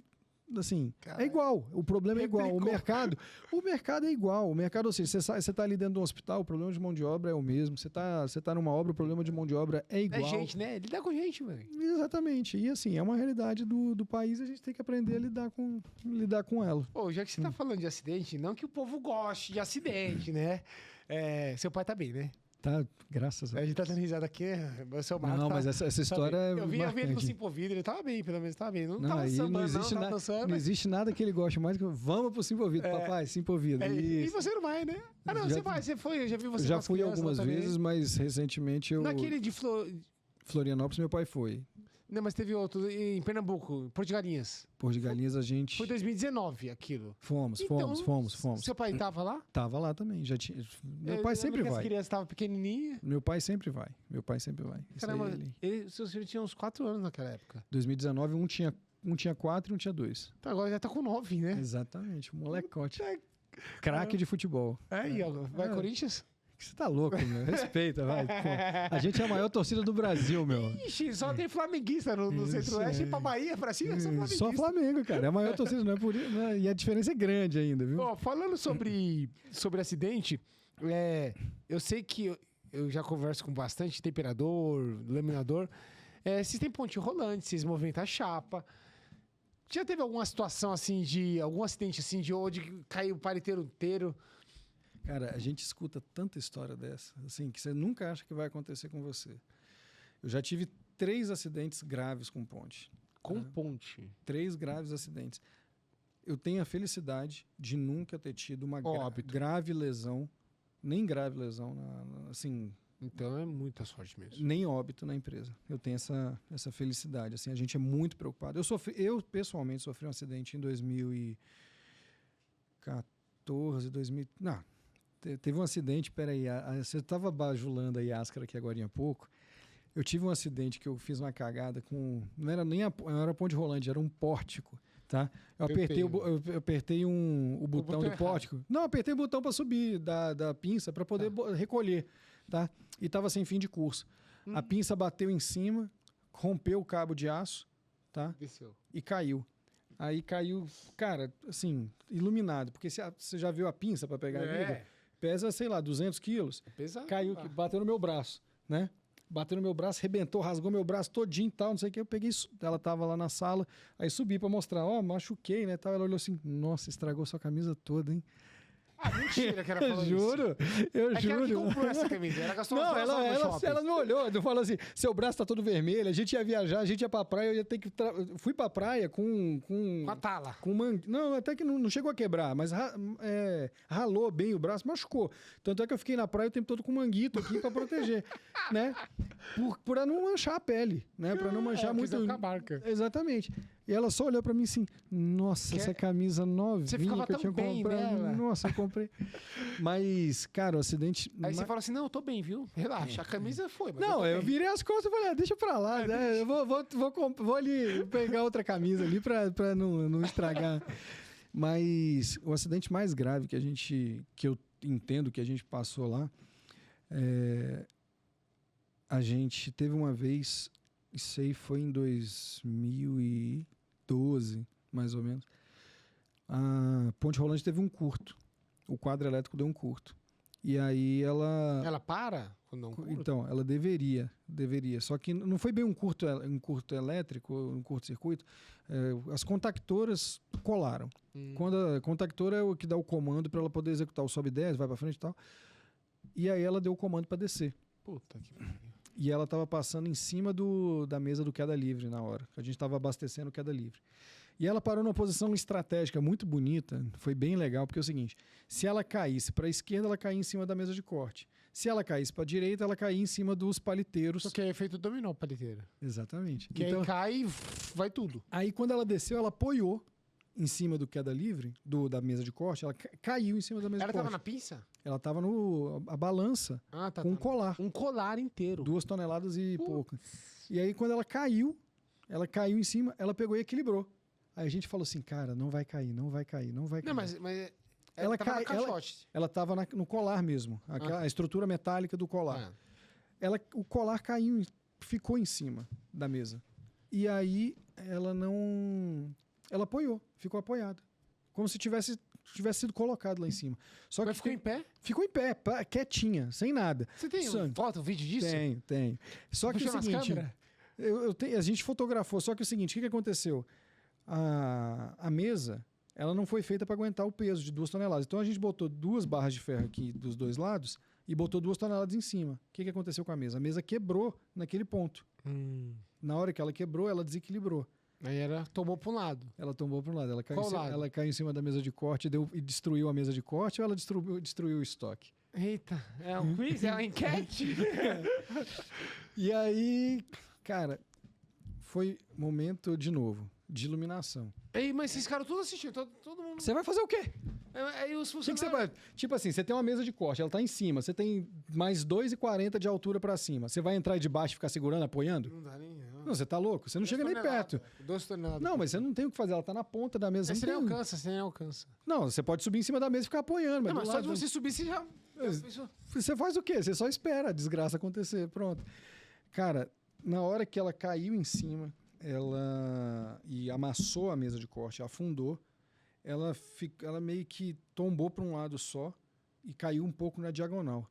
Então ela caiu só em cima ela caiu só em cima do queda livre.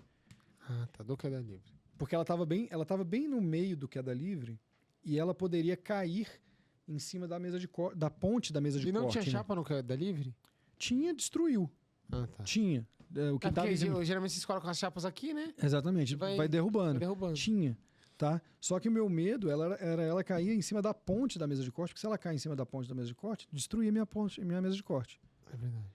Tá? E era um equipamento Tipo assim, um equipamento, uma mesa de corte nova hoje, sei lá, é uma Macotec, 500 mil, 600 mil. Italiano. Exatamente. Aí você...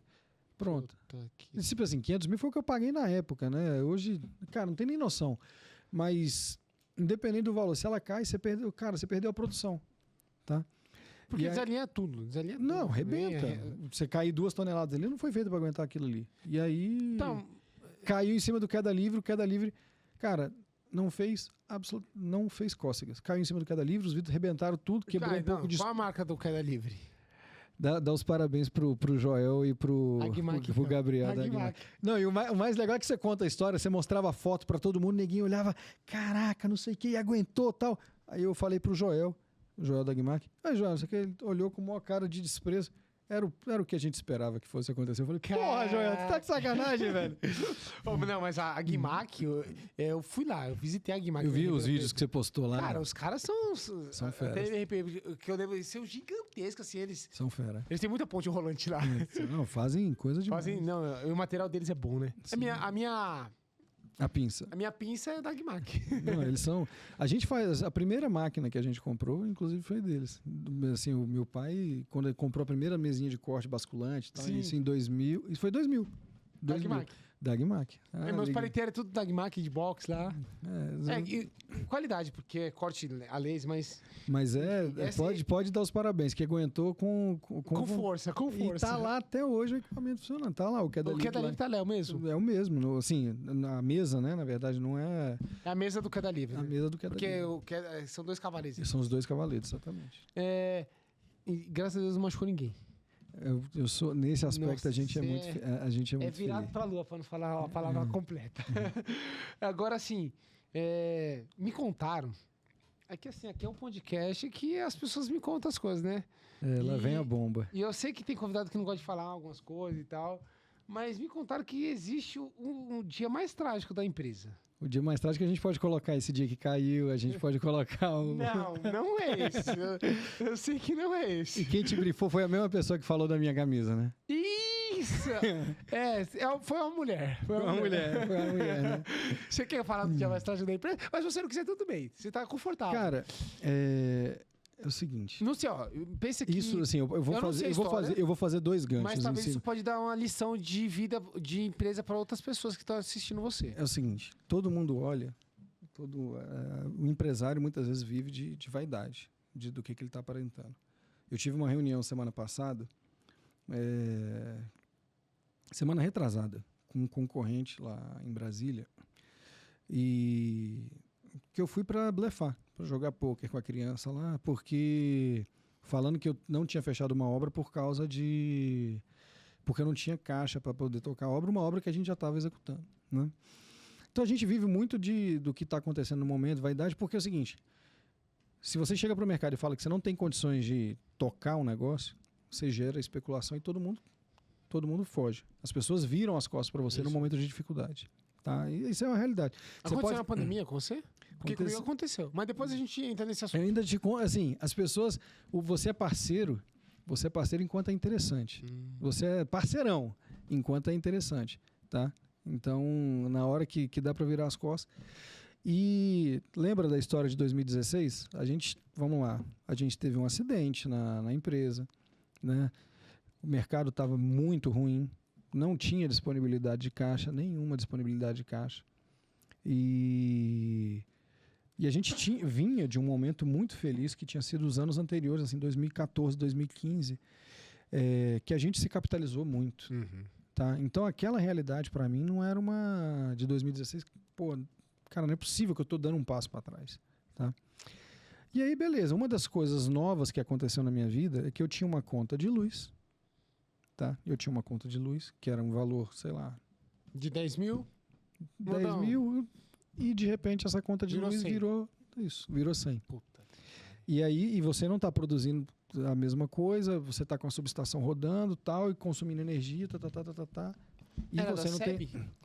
Ainda era SEB, ela ainda não tinha sido privatizada, né? E que, por sinal, cara, Neoenergia, assim, se isso chega... o povinho pra faltar energia lá em Brasília, Sério? viu? Né? Energia, Então sério. tá pior do que recebe. Não, hoje ficamos lá 3 horas parados sem Nossa, energia. isso fode você. E se você estiver na fornada com o... Se for- É sério mesmo? É. Putz. Cara, tá de chorar, né? A energia tá de chorar. Mas, beleza. E aí, cara, você não tem dinheiro, você tem que escolher o que você vai pagar, né? Então você para de pagar, você para de pagar B, você funcionário para... não pode parar de pagar. Nunca. A Você gente, não? assim, eu tenho... Nunca. Você não vai deixar de pagar funcionário jamais. É. Tudo em dia, tudo certo, né? E, cara, qual foi a decisão? Cara, Vamos segurar a energia. segura a conta de luz. Qual é o resultado de quando você segura a conta de luz? Não, mas 3 meses, né? Uns 3 mesinhos. É, exatamente. Uns 3 meses. Isso. Aí você para de pagar, o que é que eles fazem com você? Aí ele corta. Ele corta, exatamente. E aí, cara... Puta, que cortaram Cara, a sua luz. Assim, a questão do corte de luz é a questão da impotência. O cara chegou e falou, eu vou cortar a tua energia e tal. Tipo assim, eu fiz dinheiro no dia, paguei, resolvi, não sei o quê, fui no agiota, peguei dinheiro e não sei o quê, tinha uma ação trabalhista no dia, tava numa... Nossa. Eu tava numa... Então foi trágico mesmo. Eu tava na ação trabalhista. Só que o seguinte, a questão porque o seguinte, você também, a questão de você ser empresário, você tem um pouco de vaidade. Eu estou fazendo um curso em São Paulo, é até também por isso que eu vim a Você veio São pro Paulo. curso e aí eu te convidei.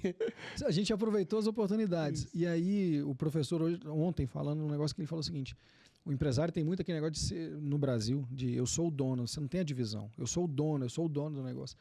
E você às vezes é o dono, você é o tomador de decisão, você faz as coisas da sua maneira. E quando alguém chega e fala assim, não vai funcionar assim, né? Talvez até por isso que tantas vezes as pessoas têm dificuldade de lidar com o juiz numa ação trabalhista. Eu sei que é o seguinte, o cara chegou e falou assim, cortou tal, cara. Sim, meu chão caiu. E assim, aquela sensação de impotência de nada, assim, não foi igual a situação do meu pai, que eu chorei, que eu botei a emoção pra fora, mas aquilo ali doeu demais. Assim, eu lembro o momento... Como se fosse hoje. Total. Aquilo ali foi muito sinistro. E os funcionários presentes? Cara, As pessoas veem. Cara, assim, de novo, você é o status. Você está vivendo como empresário, né? Você é o cara, você está vendendo obra e fazendo uma obra faraônica ali, Aí teu funcionário olha para você, tipo assim, cara, tu não tem dinheiro para pagar a conta de luz. É a humilhação do todo, assim, cara, tudo aquilo ali. E de novo, aquilo é uma experiência também que você guarda. Então, assim, dói muito e tal. Mas na realidade eu acho que de muita gente. Cara, pode... Porque assim, às vezes você tá fazendo obra faraônica, mas você vai receber essa porra daqui a 6 meses. Vai, entendeu? Demais. Então, às vezes é um descompasso financeiro. Eu tenho isso pra caralho, velho. Eu tô com um shopping em Brasília que a gente terminou em março. A gente entregou em março do ano passado e tem saldo ainda pra receber, porque o cliente olha e fala, tem um pelo ali, sujou o vidro. Eu sei que o vidro sujou, tem um ano que tá aqui, o vidro tá sujo, pô. Então, assim, você vai fazendo um negócio, sabe, assim, quando você desconstrói tudo,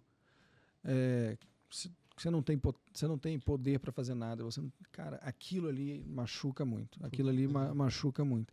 E você tinha de onde tirar recursos, né? Contato, network, né? Tinha network. A gente conhecia os agiotas certos e tal. Vai lá. Os que não mata. Exatamente. Tipo assim, uma taxa de juro básica, velho. Qualquer um paga. O cara foi lá e pagou as contas feliz e contente. Cara, ele me abraçou para pagar as contas. Falou, cara, pode contar comigo sempre que você precisar. Eu tô aqui. Né? Não sei o que. Eu falei assim, velho, com essa taxa de juros, meu irmão, você tá de sacanagem. E, cara, cobrou juro, tal, pagou, tal, dei os chequinhos lá para ele, resolveu a vida e paciência, e vida que segue. Né?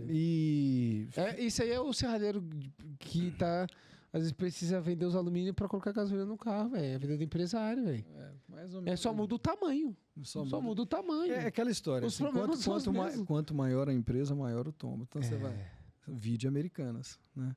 É verdade. Eu lembro... Subway agora, velho. Tá quebrado também. Mas ali é bem diferente. Mas vídeo Americanas. Assim, quanto maior a empresa, maior o tombo. É só quando você vê ali, assim, o custo é muito alto, você vacilou um pouquinho, você tem uma demanda. O risco é muito grande, né? Você perguntou de virar as costas, né? Então, é uma parceria com interesse, virar as costas. Não, você tinha, assim, que é muito o contexto, de novo, da fachada. Todo mundo viveu uma realidade nova com a pandemia, em 2020. tá? Todo mundo viveu uma realidade... Em 2019 já estava melhor estruturado, já tinha passado Não, assim, os o problema... problemas. A gente, quando assim, 2016, a gente lança a linha ali, começa a produzir. A partir de 2017, a gente começa a atuar em outros mercados. Mas melhorou a dificuldade financeira que teve nesse... Total. Porque 2017, cara, aí assim, a gente alcançou outro patamar. Porque a gente começa em 2017 a atender outros mercados. Sim.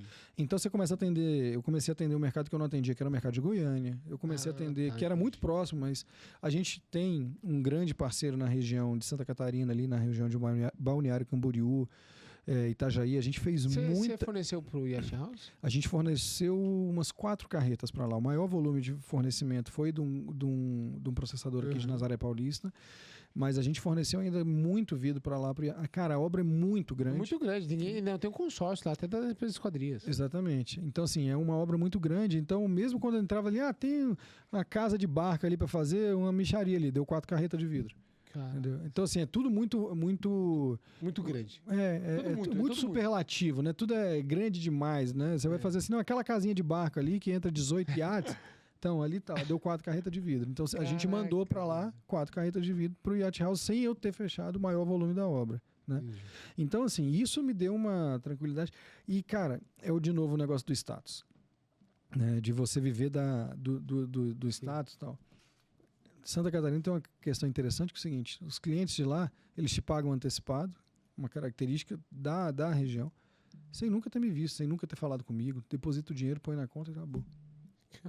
Não sabe quem sou eu, de onde eu vim, se a minha empresa é boa, é ruim e tal, põe o dinheiro e tal. Cara, maravilhoso, né? Nossa. E, assim, lindo, né? É uma região... E é que eu te cortei, eu fui falar do Yacht House. Mas assim, 2019, já estava melhor e tal. Só que a pandemia, ela foi... Eu não estou falando na questão de saúde, tá, pessoal? Ela foi boa para o mercado da construção civil? Para o mercado nosso, da construção civil. Mas ela foi ruim, dependendo de quem estava atendendo ali. É porque o prestador também não podia atender a Dona Maria no apartamento, que estava restrito e tal. Mas você atendia a obra, eu atendia a obra. Como foi para você? E com relação aos fornecedores, porque teve muita gente que virou as costas, todo mundo perdeu crédito, assim. Todo mundo é exagero, mas muita gente cortou crédito. Então você teve esse tipo de problema? Cara, da pandemia,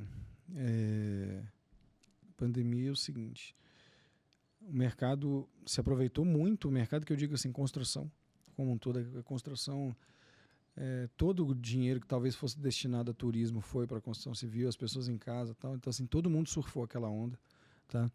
A gente viveu uma realidade assim, de muita gente virando as costas, né? Tipo assim, eu tentei fazer negócio com alguns fornecedores que olhavam e falavam, não, nem cadastro eu tô fazendo. E fornecedor que você tinha crédito, chegou a... Cara, assim... Você que compra de usina, né? Assim, de uma maneira geral, as indústrias, as usinas, elas vendem com pagamento sempre D mais um, antecipado, assim, vai, quando dá crédito, D mais 5, aí, cara, D mais Aí você tem muito crédito, né? Nossa, você é Deus, aí você é o rei, né? você é o rei, você tá dominando... Ou não, porque, cara, bom mesmo é o cara que bota o dinheiro no começo do mês, igual muitas usinas fazem, muitos processadores fazem, que bota dinheiro no começo do mês lá e fala, pronto, vou te passar o consumo do mês todo, eu vou carregar aqui, bota lá, sei lá, 50 milhões no começo do mês, 100 milhões no começo do mês e vai carregar. Mas eu vivi todos os cenários na pandemia. Vivi todos os cenários, tá? A gente, logo no começo da pandemia, Brasília parou completamente. O funcionário público, né, velho? Parou. E, assim, o pessoal foi para casa. Cara, não tinha o que fazer. Não tinha o que fazer. E a gente, tipo assim, quem é que sabia o que ia acontecer no dia seguinte, na semana seguinte? O governador fechou, tal, e aí passou 2 semanas, começou a tratar como construção civil essencial, e a gente voltou, né? E, assim, eu vivi de tudo com fornecedor. Vivi de tudo. Falta vida pra você? Cara, olha que engraçado. Eu tive umas perguntas que talvez pode te complicar, mas aí se... Então, olha que engraçado. Eu tive fornecedor que a primeira ação dele na pandemia Foi cortar crédito. Pum, cortou crédito. Do nada, tipo... Não, acabou, cortou. Não, só agora só antecipado. Não, mas não tô te devendo. Não, agora é antecipado. Caraca, né? Então, mas o mesmo fornecedor que não me deixou faltar vidro durante toda a pandemia. Faltou muito vidro na pandemia. Para mim não faltou. Mas é o mesmo fornecedor que não me deixou. Então, assim, a gente viveu realidades de... Amor e ódio. Assim, você tem que ir outra... a gente está no mercado há muito tempo, estamos há 40 anos no mercado, né? A gente vai construindo um relacionamento. A gente tem que entender também que o relacionamento que a gente tem é casamento. É um casamento. Então, assim, você está 10 anos comprando um fornecedor, toda vez que você tem algum problema, aquilo ali vai te marcando, vai te marcando. Se você não souber trazer de novo ali amor e... Inteligência emocional, velho. Cara, você tá lascado. Até porque vocês distribuidores, né? Vocês beneficiadores, só tem 4 usinas. Essa é a realidade hoje, assim, assim, vamos lá. Não é... Para quem está no centro-oeste do Brasil, como eu, que você tem uma distância e uma questão de frete que atua muito no preço do produto em relação a porto, a área portuária. Você está longe do mar. Exatamente. Então, assim, isso impacta muito. Então, eu não tenho tanta facilidade, tanta vantagem na importação. Mas, hoje essa história de 4 usinas é balela, né? Assim, a quantidade de importado que está entrando no Brasil hoje é um negócio que é loucura, né? Então, assim, pô, bom, basta você ver o Rafael falando... Rafael? Na Abravidro, toda Vidroplano, falando da entrada de importado. As 2 últimas edições ele fala da entrada de importado, a quantidade de importado que está entrando, o mercado caindo e o importado aumentando. Então, basta você... Assim, não sou eu que estou falando, né? É a associação que está falando. Sim, né? sim. Então, isso está deixando... Tá deixando... Você já trouxe vidro de fora? A gente já trouxe, mas não é... Mas por atravessador, por um motivo específico? Não. A gente até fez a importação direta e tal, mas nada que seja representativo. Talvez por uma obra específica. Assim, até, cara, surfar na onda do preço. Eu entendi. Entendeu? Na pandemia, por exemplo, faltou muito espelho bronze. E eu tava numa onda de fazer stand de vendas decorado. Putz, velho. Os caras das construtoras estavam fazendo um stand de vendas decorado. Teve um stand da Cirela que eles gastaram mais de 300 mil com a gente de espelho. Cara, então, qual é a solução para isso? Para nunca faltar. Você liga lá pra gente que nunca vai faltar espelho bronze pra você. Tá? Então, todo vídeo que eu preciso, que falta aqui, eu ligo para o Vitor e ele tem lá, velho. Você pode ligar sempre, a gente sempre vai ter. Essas coisas complicadas você pode pegar. Ó. Eu tava com o vídeo de metalização prata, que tem que fazer o Edge Delation lá. A gente tinha no estoque. Vocês tinham pra caralho. Tinha no estoque. Mas tem mesmo, porque assim, a gente tá com muita obra, a gente trabalha com muito produto especial. Tem dificuldade, cara? Pode ir pra cima que a gente tem. E tem disponibilidade do produto. A gente... Você vai voltar aqui, mano. Nosso papo é muito bom. Você é muito da hora, velho. Você é top demais. Mas aí você vai colocar outra cadeira aí e a loirinha vai ficar aí do lado também, entendeu? Ela, vai alguns casos. Ela só brifou, mas fala assim, vem pra cá. Ela não quis participar hoje. Tá com medo. Mas assim, eu queria te falar... Mas dizem que ela que dita as regras. Não, dizem. Sempre. Dizem. Eu tenho certeza que sim, eu tenho certeza. Eu sou embaixador de uma usina de vidro, que é a Vivix, que é a usina 100% brasileira. E eu sou muito grato por isso. Não tenho nada contra a GC, Sebrace e nem Guardian. São ótimas empresas também. Tenho muitos amigos dentro dessas outras empresas. Mas como Vivix, eu vou te fazer uma pergunta que é minha obrigação fazer, né? Você tem obra sua, Vivix, lá em Brasília? Porque quando eu for para Brasília, eu quero visitar essas obras. Bom... Se tiver, né? Primeiro, a Vivix, né? Para quem não conhece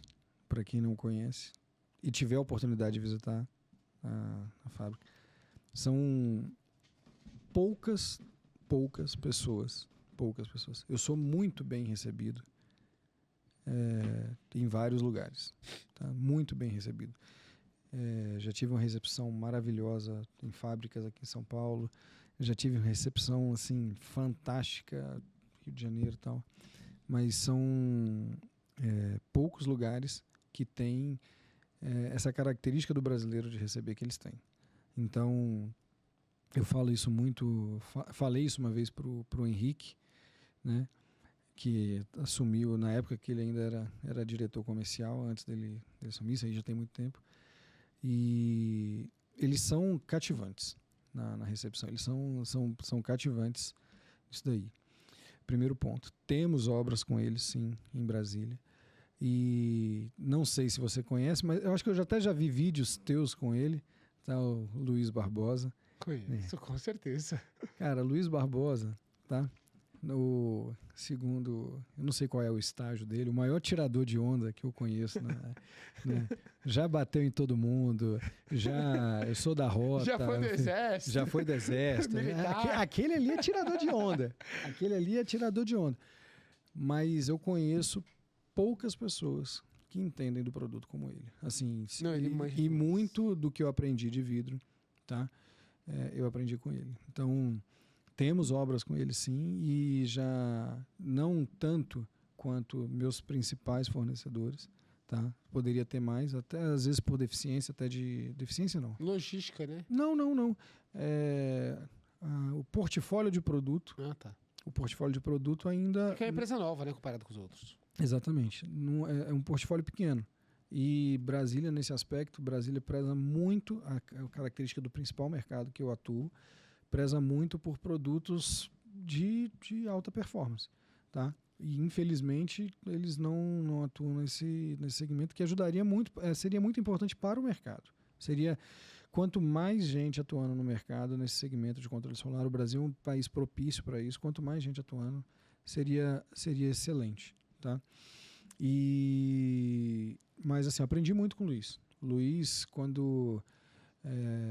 sempre que eu tenho oportunidade de conversar com ele, assim, a gente aprende muito. Ele, tecnicamente falando, é um cara que conhece. Então, eu tenho muita admiração por ele, né, pelo profissional, né?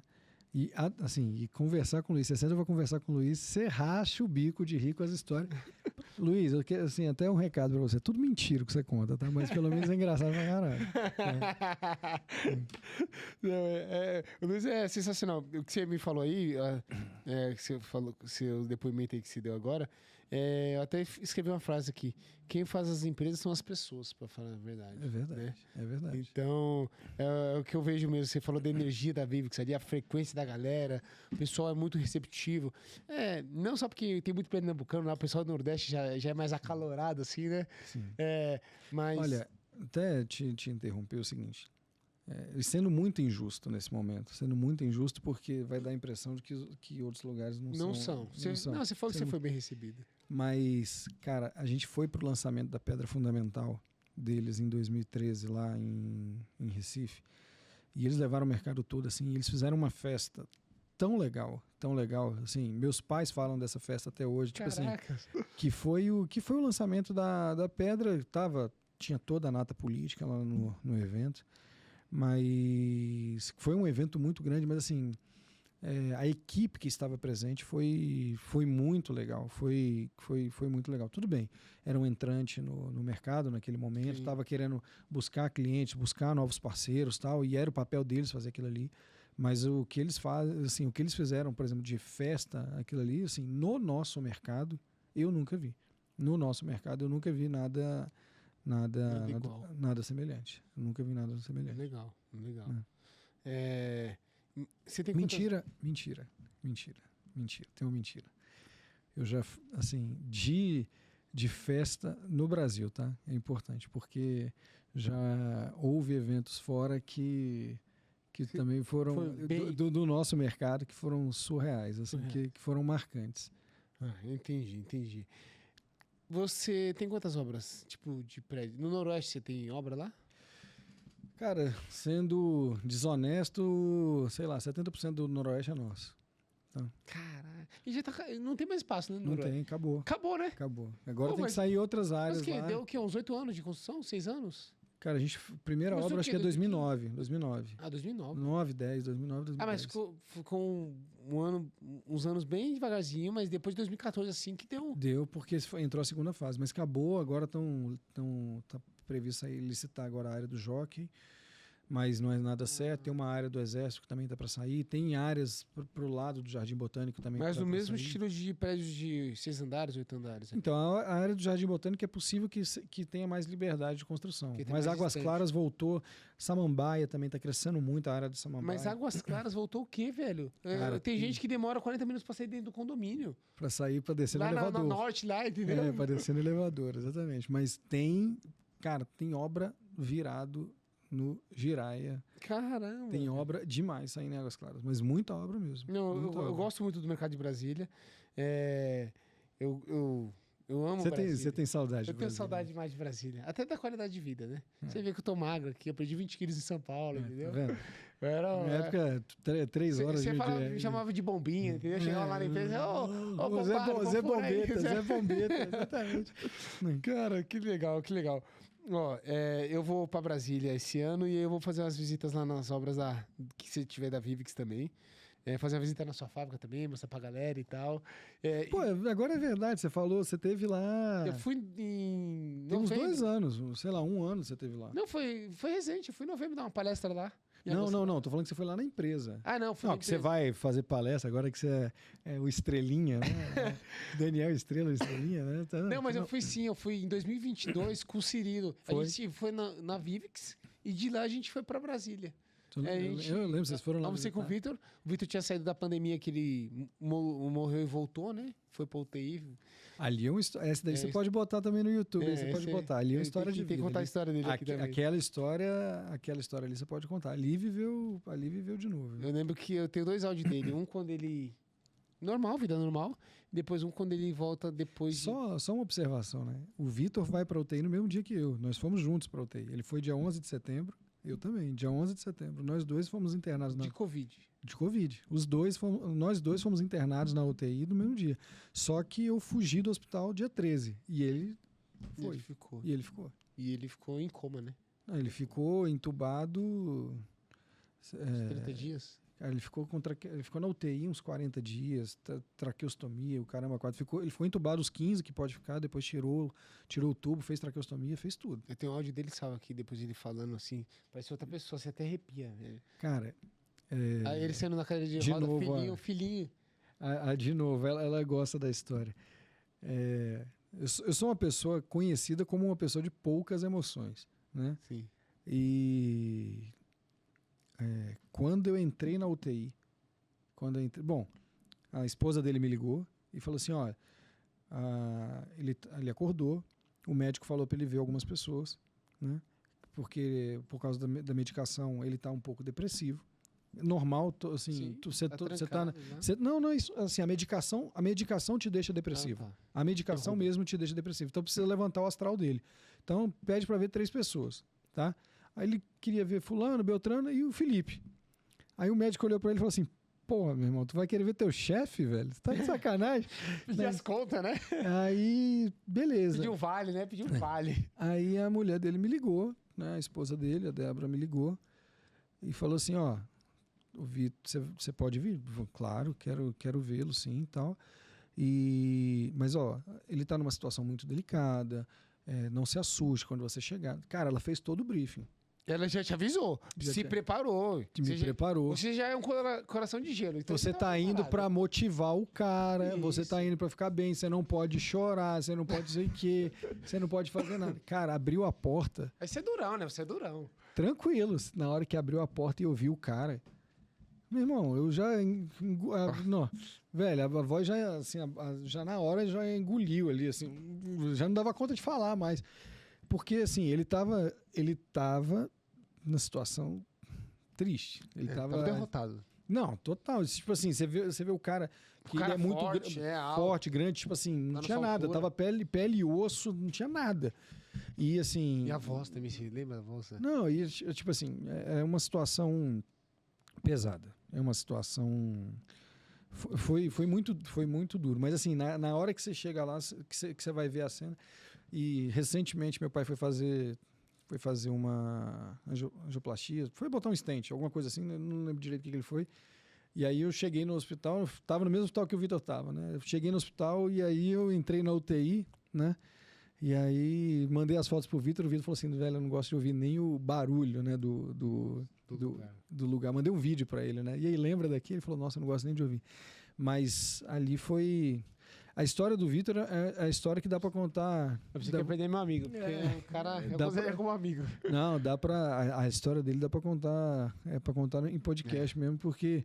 A esposa dele pegou, foi internada, e nasceu o filho, foi entubado, foi não sei o que e tal. A história dele é a história... Pode botar o link do agora YouTube ele, lá agora ele tá com dengue e tá quase morrendo de... Não, mas aí ele... tem gosto, tá tem gosto. Tá tem gosto, ali é frescura, só pra fazer teatro. Tá com dengue, tá aqui, ó, tá vendo? Não, a Yasca tá... É porque ela não tem que dar atestado, é por isso. Tipo isso. Aí tá lá o Vitor lá contando 3 horas de frescura. Lá, é desse jeito. Ô, velho, acabou já. Faz um tempo que acabou, né? Eu tô vendo ali só o 0-0. A gente se passa um pouquinho. Ô, Joãozão, desculpa aí, viu? Você me desculpa. Mas é que quando o papo é bom, velho, a gente eu cheguei bem no horário, cheguei certinho. Chegou certinho. Cravado, né? Cravado. Ó, né? outra coisa, eu acho que você tem que voltar aqui. Tá? Porque assim, o papo é muito descontraído com você, é muito legal. É um papo gostoso de as pessoas ouvirem. Fora que você tem muita história pra contar, você tem muita experiência que você não contou aqui também. É verdade. Né? Mas antes eu vou querer que você dê suas últimas palavras. Só queria agradecer meus patrocinadores aqui. João, você me ajuda aqui na tela? Aqui, ó, aelindustria.com.br. É agora que a gente finge que gosta de você e te dá o presente? Exato. Agora. A Ela Indústria aqui, ó. Obrigado, Max. Tamo junto.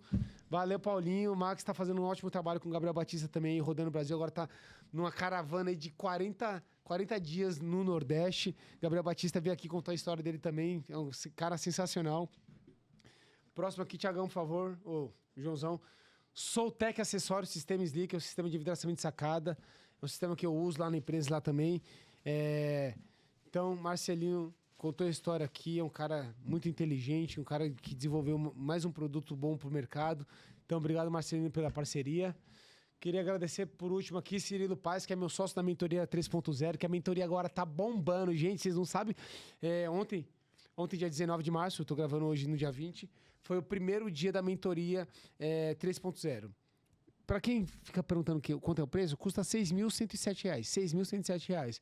Sim, vidraceiro e serralheiro pode pagar isso. E sabe o que é legal de ouvir? Cara, participei da mentoria e ela já se pagou, de tanto conhecimento que tem. Porque não é o conhecimento do Daniel, não é o conhecimento do Cirilo também. É o conhecimento de 40 serralheiros que tá vivendo o mesmo BO que ele tem, que é o cara grande. Tem distribuidor lá, tem temperador lá, tem serralheiro, tem vidraceiro. Então, vamos falar de mão de obra, de contratação. Cada um tem um formulário diferente. E aí cada um mostra, compartilha o seu. É uma troca de conhecimento gigantesca. Tem gente do Sul, tem gente... de Recife, tem gente de Natal, tem gente de Minas, tem do Rio de Janeiro, então, do Espírito Santo, de São Paulo, gente espalhada no Brasil inteiro. Então, são realidades diferentes também, que você consegue aprender, ter insights. E outra coisa, fora que a gente monta uma família lá na Mentoria Glass. Quando eu preciso de obra em Recife, eu fiz uma obra em Recife agora esses dias. O cara da mentoria que fez a obra para mim. Então, a gente divide para multiplicar, a gente ganha dinheiro junto também. Então, ainda dá tempo de você participar. Elas são 6 meses, toda semana, toda terça-feira, você vai participar lá da mentoria com a gente, vai ser muito legal. Então, o Cirilo Paz, e se precisar de laudo, de outras coisas também, o Cirilo faz projeto. Só que o Cirilo tá com tanto serviço, tanto trampo, que ele não tá dando conta, né, Cirilo? Porque quando o cara é muito bom, não falta cliente. Essa é a grande verdade. Mas é o que eu falo lá na mentoria. É mão de obra, né? O cara bom, o serralheiro bom, ele tá empregado. Se o cara chegar e falar que tá desempregado e ele é bom, ele tá mentindo. É igual jogador de futebol bom. Você não vê jogador de futebol bom fora de time de futebol. E aí, para você conseguir um cara bom, o que o técnico faz? O que o outro clube faz? Você tem que comprar o passe. Então, para você tirar o cara bom, você tem que pagar mais caro. Então, coloca a mão no bolso. Só que para você colocar a mão no bolso, aí é aquela história que o Felipe contou aqui hoje. Aí o buraco é mais embaixo. Você tem que começar a vender melhor, você tem que mudar o seu ticket de cliente, talvez, seu nicho. Mas é isso, pessoal. Na mentoria a gente discute esses temas. E por último, eu queria que você desse a sua palavra, assim, como empresário, como empreendedor, o que você pode trazer para a galera. Pode olhar diretamente para aquela câmera ali, ó. Aquela ali, ó. Aquela ali. Tá, e fala aí. Tiagão, ô Joãozão, você corta para Felipão? Senhor Felipe. Senhor Felipe. Senhor Felipe. Bom, primeiro, tá? presente. Tá. Tem uma Eu dedicatória. tenho medo desses presentes dele. Tem uma dedicatória. Por que tem medo, cara? Que é Ainda isso? bem que você tá com a Yáscara, a Yáscara não ia deixar você fazer Não, tem uma, maldade comigo, tem né? uma dedicatória, tá? Da sua fã, tá? Peraí, isso aqui acho que foi o erro, não? Ah, não, isso aqui tá certo. Tem a dedicatória da sua ouvinte número 1 do podcast, que admira aí bastante a sua história, tá? Então, tá aí o... Ó, ganhei um livro legal, hein? Ó. Comece pelo porquê. Como grandes líderes inspiram pessoas e equipes a agir. Ó, esse aqui, ó, gostei, adorei. Ó, minha meta esse ano é ler 30 livros. Jesus. Eu tô no 5º, eu já tô atrasado. Não, tá bom, mas tá bom. Tá bom. Porque para ler 30 livros tem que ser mais de 2 por mês. Você tem que competir com a Yáscara ali. A Yáscara tá... Aí, ó. É 1 por mês, ela falou aí. Mas eu quero ler 30. Mas são livros assim, ó, tipo 240 páginas. Tem quanto esse aqui? Por aí. 240 aí, ó. Aí, ó, tá vendo? Tô na média, tá na média. Obrigado pelo presente. Não, Esse aqui não foi você, foi ela que me deu. Com certeza. Mas falando ainda sobre o ponto do livro aí, eu ganhei esse livro do meu primo e a Yáscara devorou o livro, adorou o livro. Você vai... Tá, ainda mais esse papel de liderança que a gente exerce no dia a dia aí, tá legal. Eu queria um outro livro, né? Mas ela não deixou eu entregar o outro livro, não. Depois você me conta nos bastidores qual é o livro que é esse. Muito obrigado pelo presente, adorei. É isso aí. Bom, obrigado pela oportunidade, tá? Fazendo meu merchan, aproveitando a oportunidade, inclusive, tá? Fala quem você atende, as regiões que você atende também. Cara, tá precisando, você falou aí você falou bem aí. Tô com problema com o espelho bronze, né? Hoje em dia tá fácil de atender. Cara, inclusive para quem quiser, tá? A gente tá com a gente gosta muito do produto bronze. É vendedor nada, tá vendo? Não, a gente gosta muito do produto. A gente está vendendo em Brasília para quem quiser, em Brasília e para todo o Brasil. Está valendo para todo o Brasil. Só tem que gerenciar a questão de entrega. Vidro laminado bronze, a gente está entregando 6, 8 e 10 no preço de vidro incolor, tá? Caraca, velho. Então assim, Opa, a gente lançou a campanha essa semana.